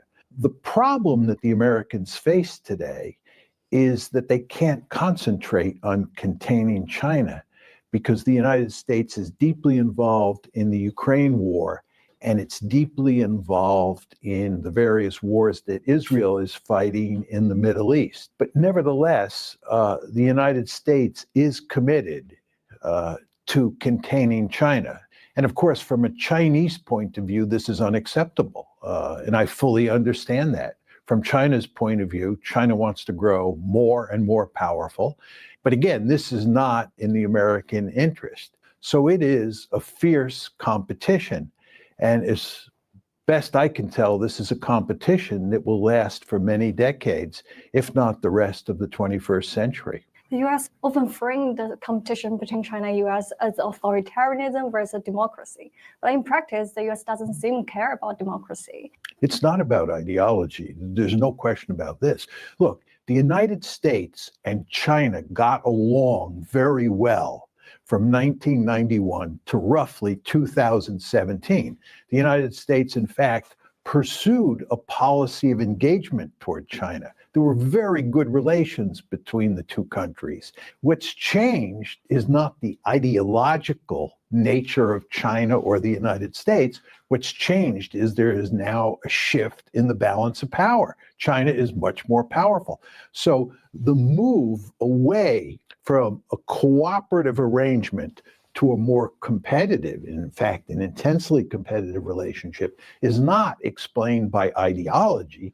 It's explained by a shift in the balance of power. However, it is very important to understand that both the Americans and the Chinese like to use ideological rhetoric to justify their position.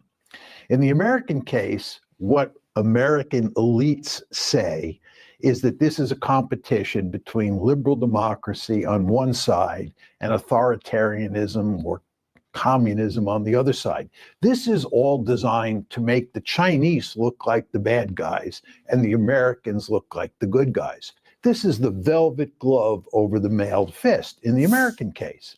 If you come to China, what people like to talk about is Confucianism and the Chinese tradition of not fighting with their neighbors and facilitating harmony in the international system and so forth and so on.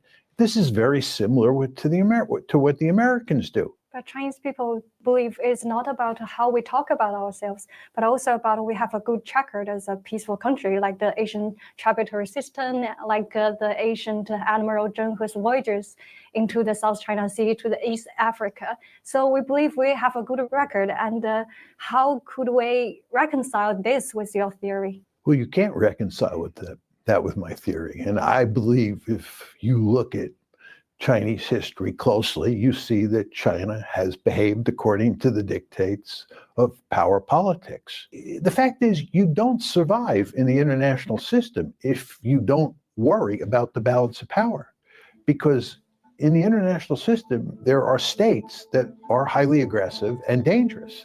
And you have to be powerful to protect yourself. The US has placed some restrictions on China's semiconductors and high technologies, and they believe it's one of the best ways to contain China. How effective do you think these strategies are? I've long believed that the United States cannot do much at this point in time to slow down Chinese economic growth, and especially to slow down the development of sophisticated or cutting-edge technologies. Like semiconductors. There's no question that the United States is determined to now slow down Chinese economic growth. I think that might have been possible in the 1990s. It might have been possible in the early 2000s, but that didn't happen, and it's too late now. And I would bet that the Chinese overcome the American effort to damage the Chinese economy more than the American economy is damaged as a result of these, sanctions and tariffs and what have you. So you think it's actually pushing the China to develop its own technology, and it might backfire on the U.S. companies and global tech industry? I think that's likely, yes. I think with regard to semiconductors, there's no question that in the short term, the United States can hurt China.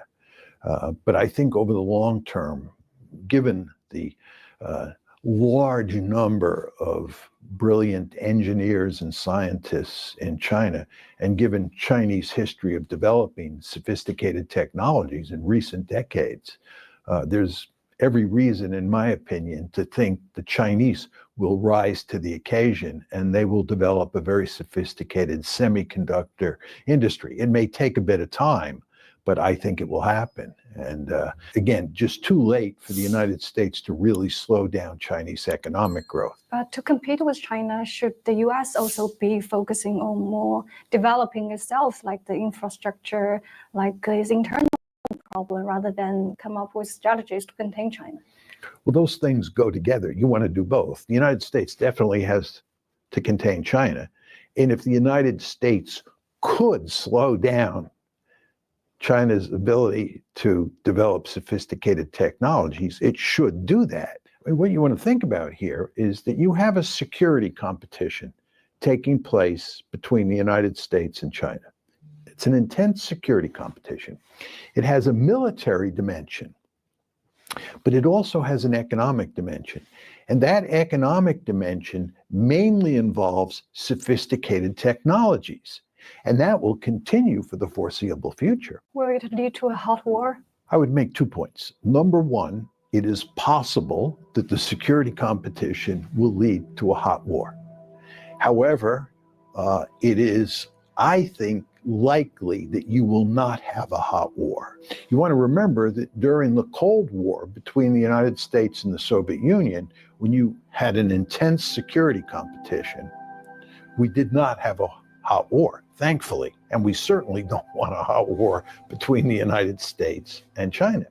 And I would bet a lot of money that moving forward, there will be a number of crises, serious crises between the United States and China. And that's when the possibility of a hot war will be present. And my guess is that in those cases, the leadership in Beijing and the leadership in Washington will go to great lengths to try to prevent a war. Will they succeed? Probably. But I'm choosing my words carefully here. Probably. And the main reason I think they are likely to succeed is the presence of nuclear weapons. You're talking about great powers that are armed to the teeth with nuclear weapons. And if China and the United States get into a war, nobody can be sure what the escalation will look like. The current China-US relations are quite tense, and politicians in both countries use strong rhetoric. Are you worried this war rhetoric could end up being a self-fulfilling prophecy?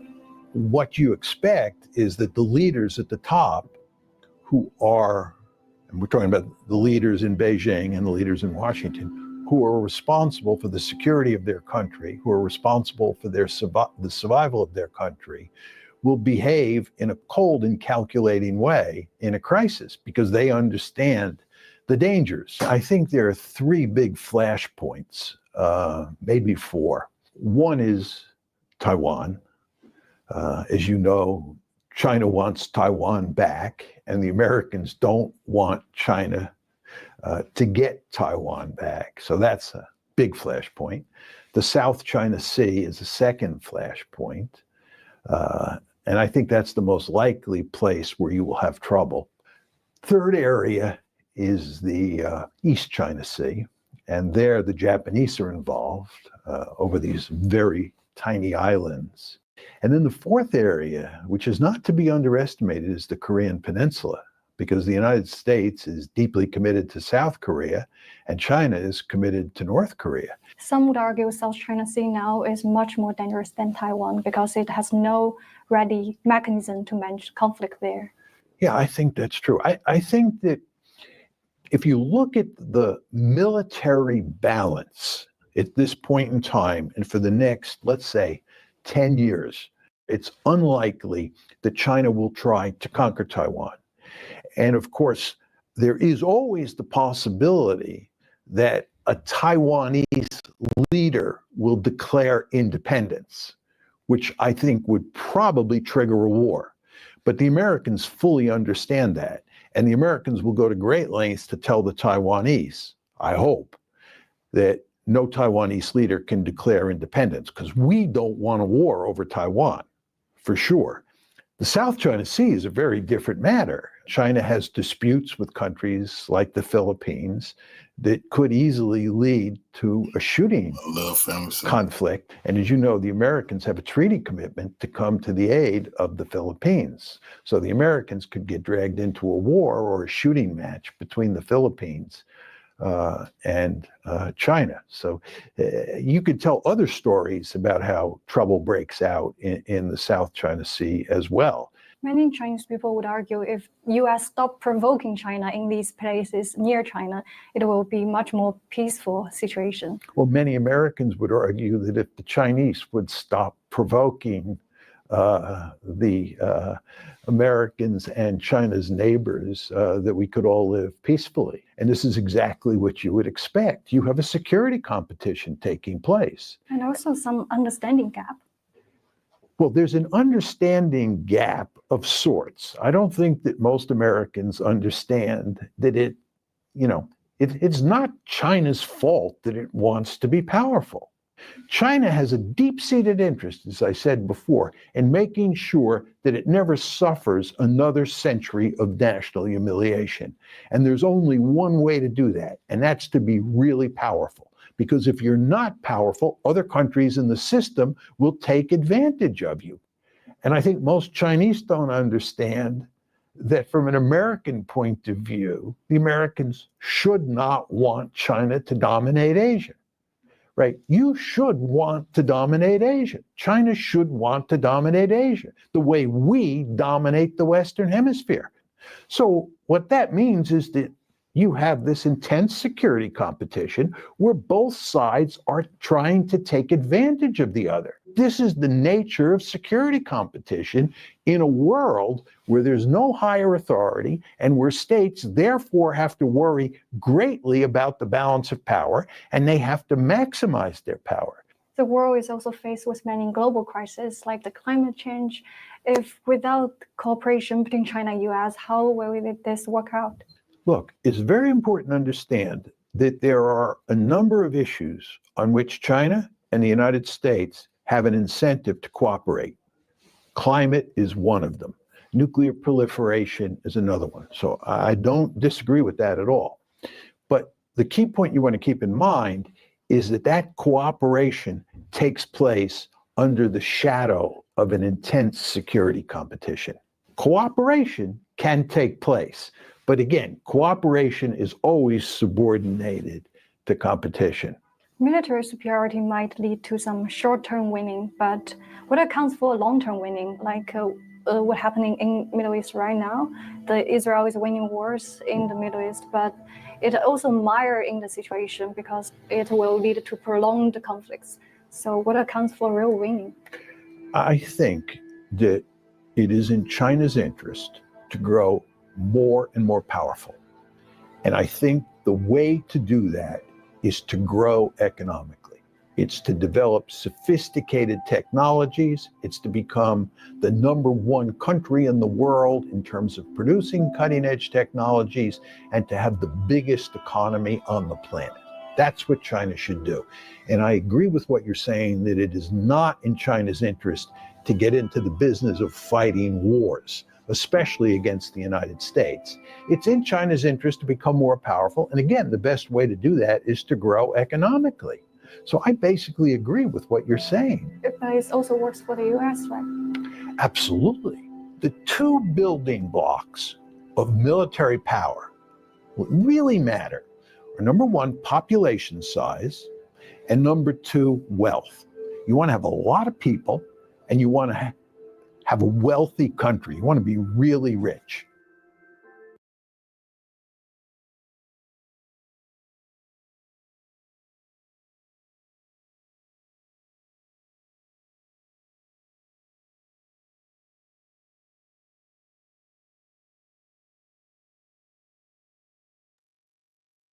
Well, let's take a look at Pat Bet-David for Valuetainment.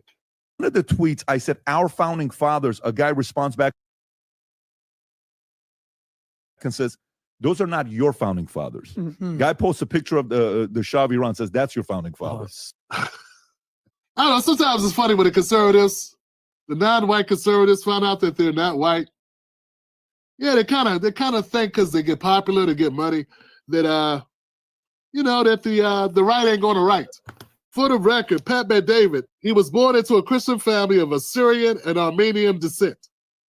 Assyrian and Armenian. Our founding fathers, a guy responds back and says, those are not your founding fathers.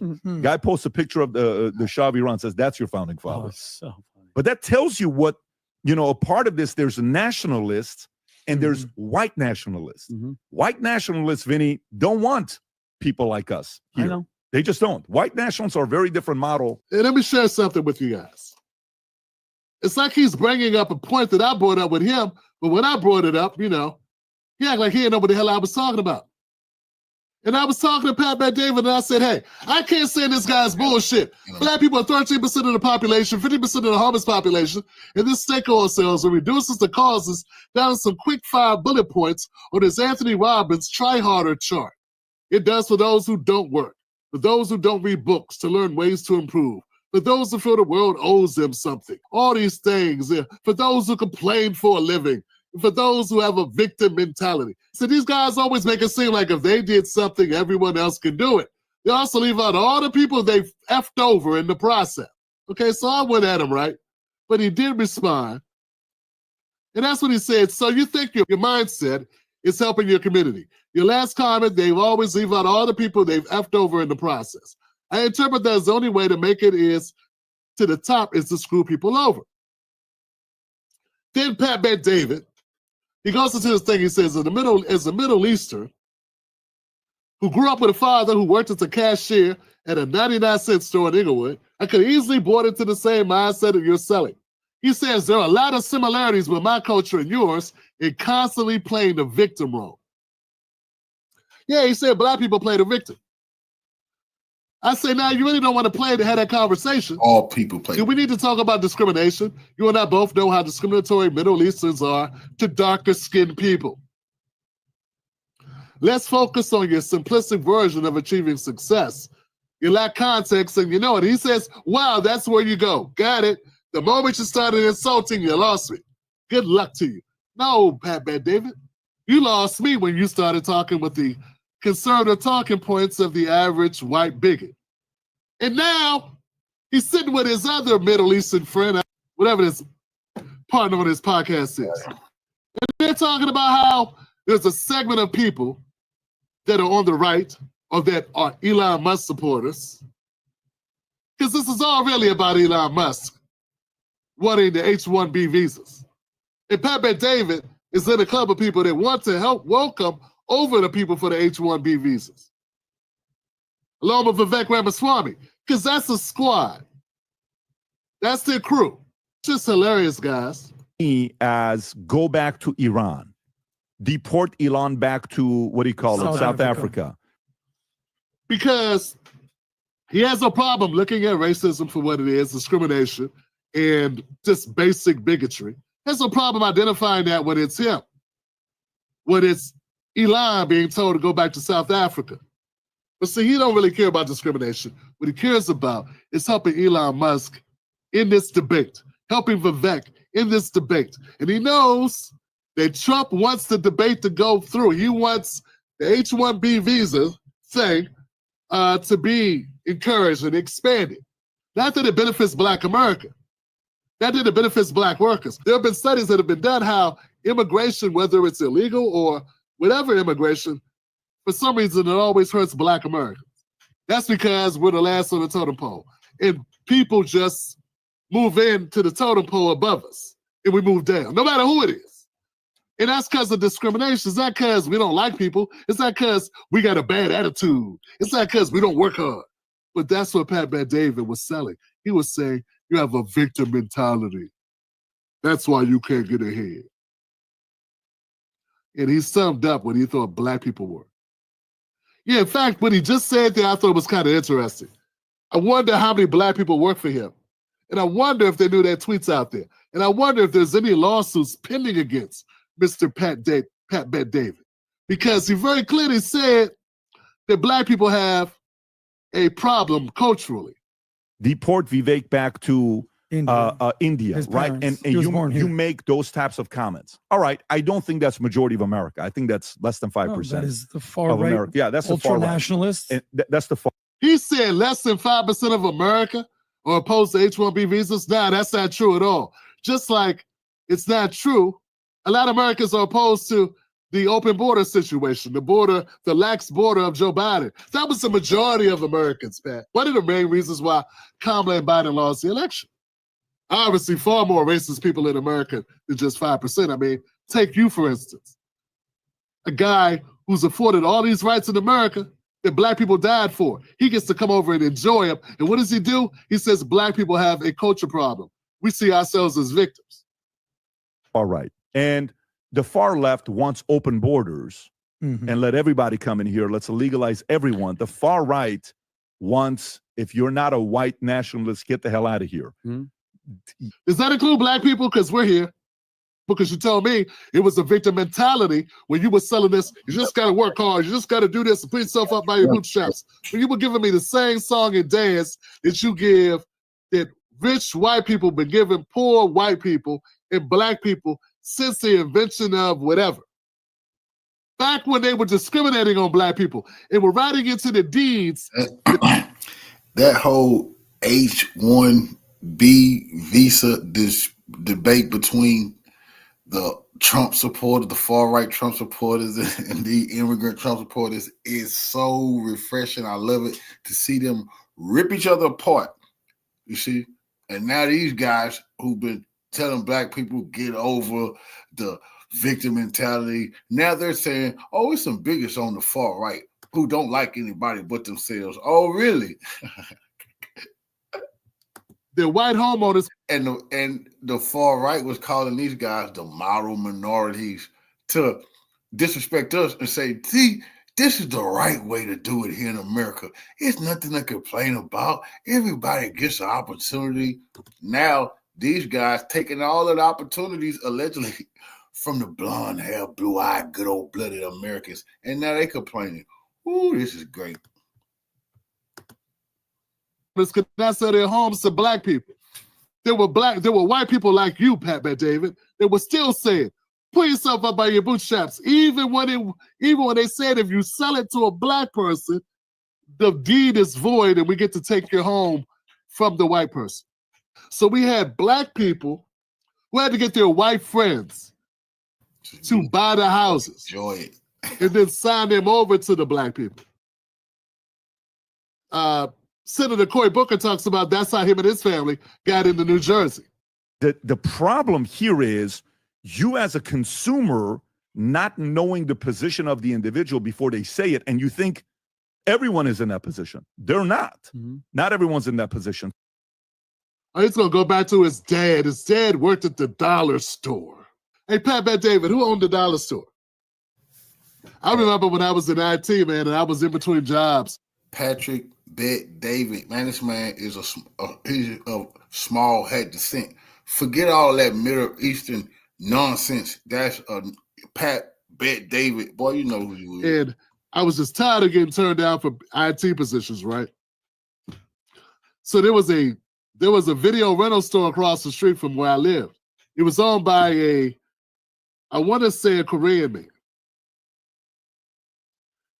And I was in a store one day, I was getting a movie, and I said, hey, you have any job openings? He was like, you want to work here? I was like, yeah. I live right across the street. Living in Riverdale, Maryland, about 20 minutes from D.C. But instead of going downtown every day, getting the door slammed in my face, it looked like, why not just go right here? I can walk across the street to this job. And the hoops that the Korean guy tried to make me jump through to get this job working at the rental store because I was black. He was like, where is your father? I'm a grown-ass man with a kid. But I remember what he said. He said, I would hire you, but you are black. What I would need from you is you to have your father come here and vouch for you. I'd have to see what kind of man your father is before I hired you. Because he had such a stigma about black people. He'll let them, he'll exploit them and charge them astronomical fees for being late on a video. But to employ them? Oh God, it was almost like I had to put his kids in my will or some shit. So I'm asking you, Pepe David, because we never had that conversation. You said your dad worked at the dollar store or whatever. Who owned it? Can he speak the language when he got the job? Just wonder. I got a feeling someone of similar ethnicity owned that dollar store. And I got a feeling he didn't stay being at the 99-cent store working as a clerk. Sort of like the story that Gary Vaynerchuk tells about his dad. His dad worked at the liquor store. Poor Russian dude from Belarus worked at the liquor store, slaving away, and then somehow he buys the liquor store. Well, to buy it, someone had to be willing to sell it to you, Belarusian ass. And I got a feeling he was selling in ninjas. So there's always parts of the story that these guys leave out. And if you don't have the wherewithal to dig, they're not going to tell you. They're just going to continue to try to make it seem like it's something wrong with you. Because their job is not to tell you the truth, but to cheapen your argument and sell themselves as the upstart. They're the upstart ones. They're the ones coming in with nothing. They came in with nothing. Yeah, nothing. They came in with nothing. Sort of like the immigrants that are coming here now who get EBT cards, roof over head for 6 months. Yeah, sort of like that. They came with nothing in their pockets, and then once they got over here and that paperwork put through, they got a lot of shit. Were you staying at a shelter, Pat David, when your parents came over? Since you were working at the 99-cent store, your dad was? What kind of shelter was it? How long were you in a shelter? So when we start digging down and asking these questions, because they're not telling these hard luck stories how they didn't have anything. They came over, they didn't have money. Okay. All right. Tell us more. Let's have a deep dive on that. Let's have a deep dive on it. Pat David complaining about MAGA supporters being MAGA.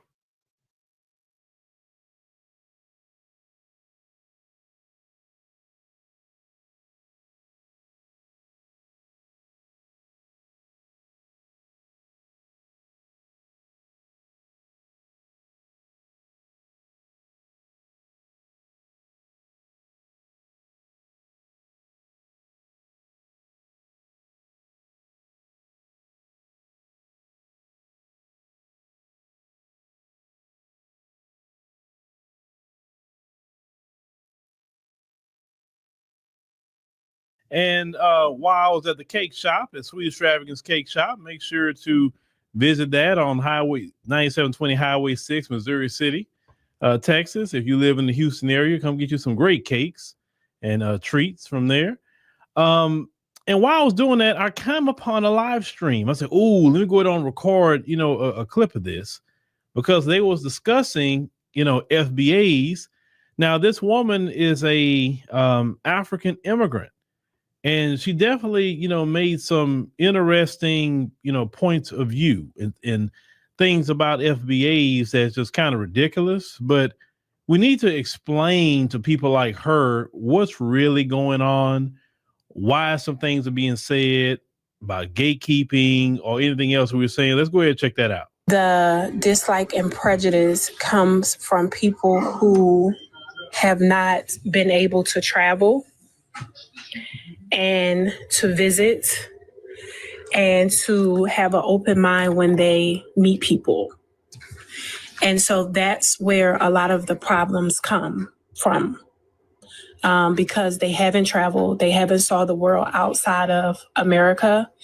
So a lot of times they're speaking from hearsay. And it's bad. It's bad. And so I am concerned too, because I have been around other Americans who have displayed some form of prejudice towards Caribbean people, African people, Haitian people. But I have also experienced it the opposite way, where African people have mistreated me, or I've saw them mistreat other people. So I think that it's happening on both sides of the coin. And I don't know why it's happening. I don't know if it's like a sense of like a defense mechanism. I don't know why it's happening. Again, like I feel like it's happening on both sides. And again, I'm an African American woman. That's what I identify with, right? And I'm in school, and I think I told this story on another platform.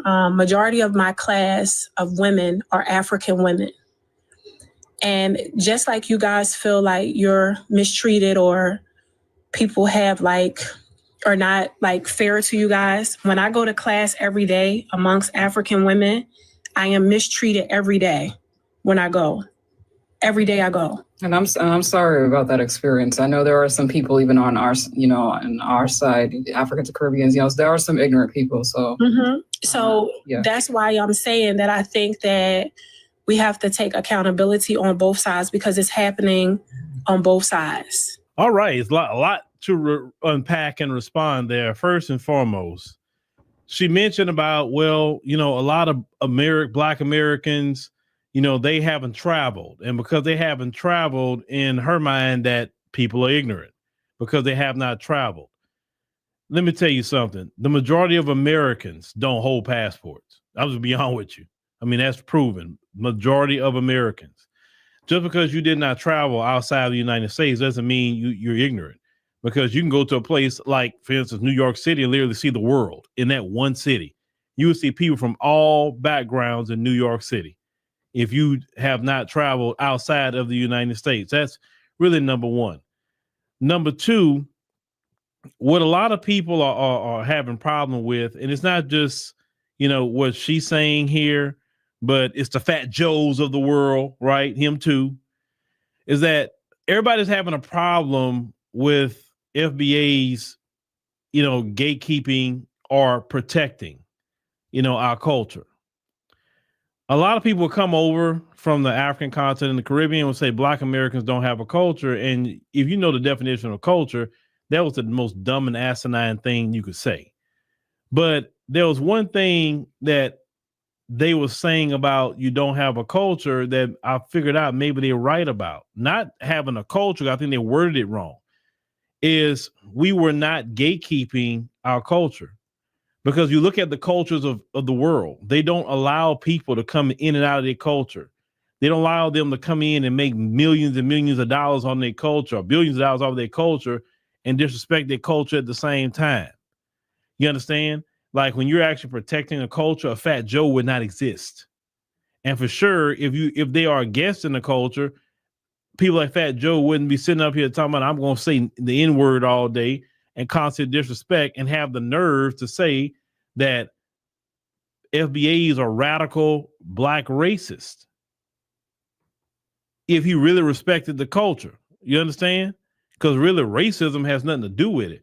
But the reaction saying that, FBAs are becoming more prejudiced than even white folks.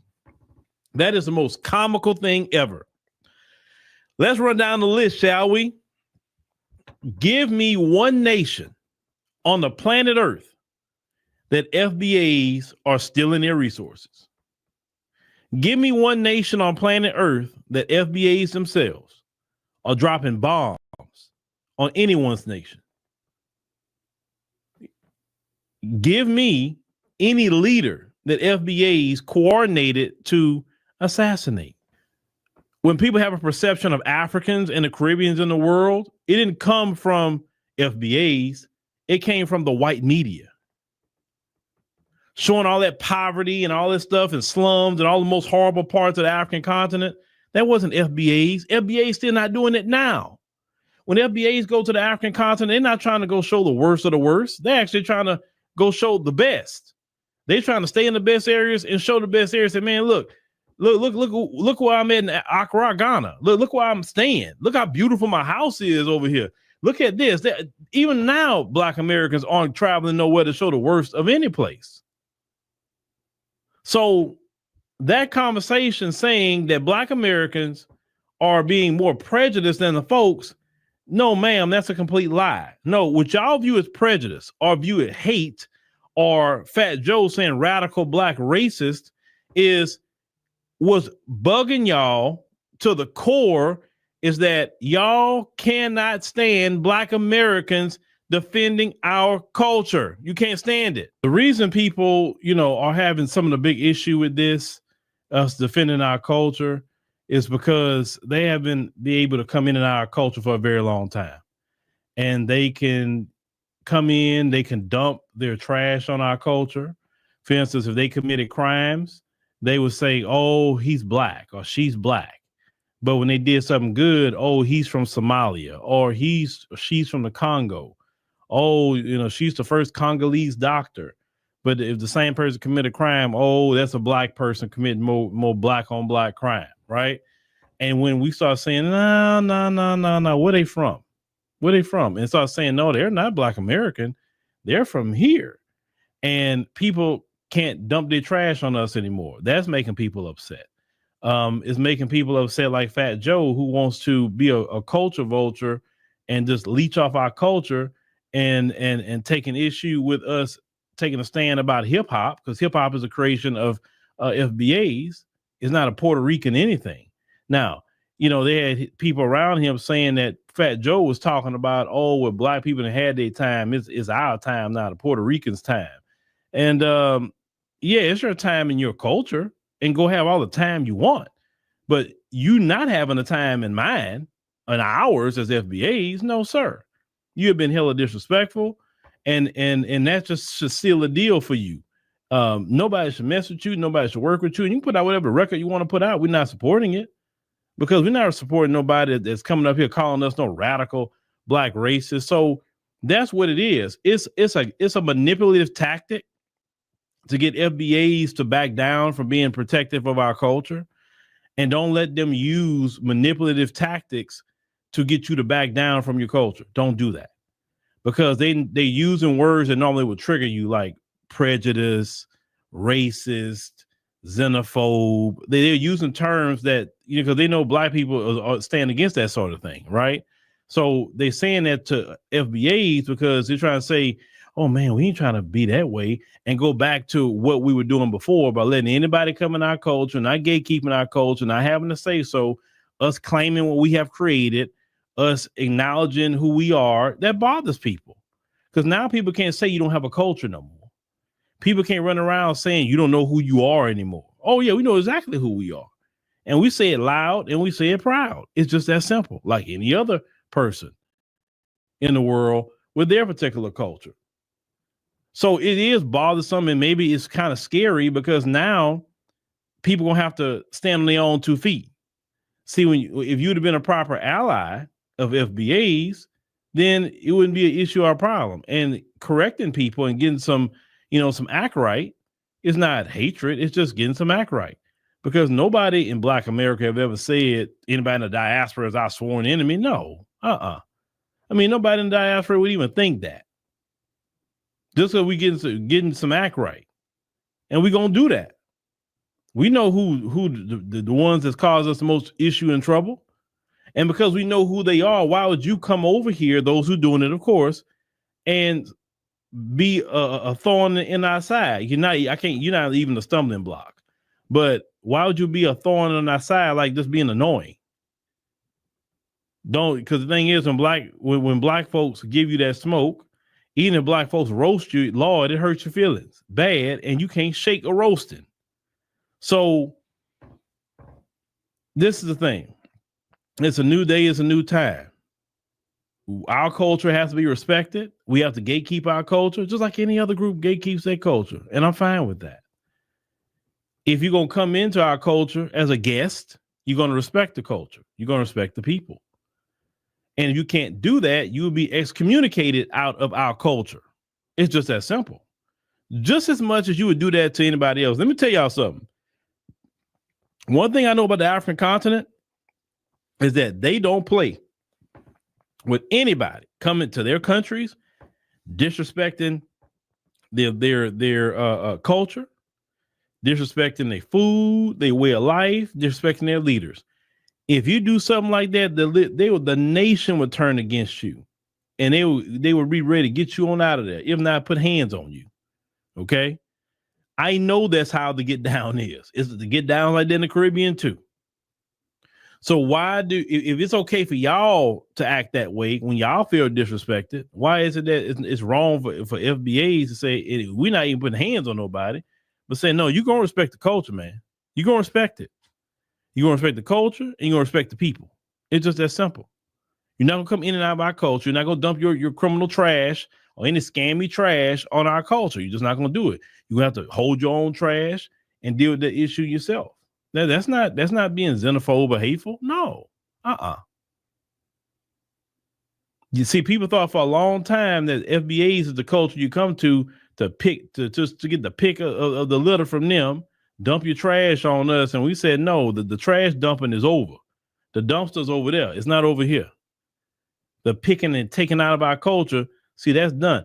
And and I'm gonna say this much: the final frontier delineation is delineating from them folks.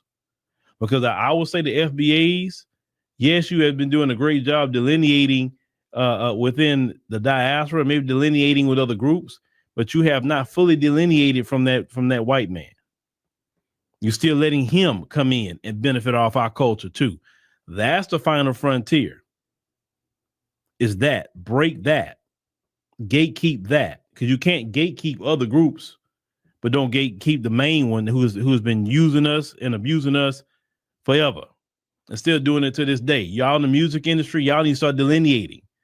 If them record labels aren't solely owned by the culture, then you don't mess with them. You understand what I'm saying? It's just that simple. It got to be to a point when it comes to sports and all that. Hey, if we gonna participate, we need to have some ownership. And if we're not owning anything and the culture's not owning anything, then we don't need to participate. Now, I know delineating from them folks, that's hard for y'all because, a lot of y'all, have a deep love for them folks. You say you don't, but you do. A lot of you do. If they tell you the same thing that this lady said, you be trying to explain yourself way more than anything else. Because you don't want the folks to feel uneasy about you delineating. But that is the final frontier, is delineating from the folks. Now you say we were getting things done by delineating from other groups, but watch what we get done when we delineate from the folks. Then you will see a lot of work get done. And we'll be drying up all that money they're making off of us too, and that money will come back to the Black community. That's what delineation got to go. In 2025, we got to delineate from the folks. It's just that simple.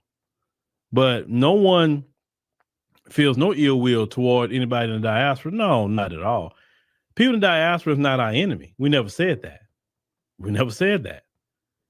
We just getting some straightening going on and say have some respect. That's it.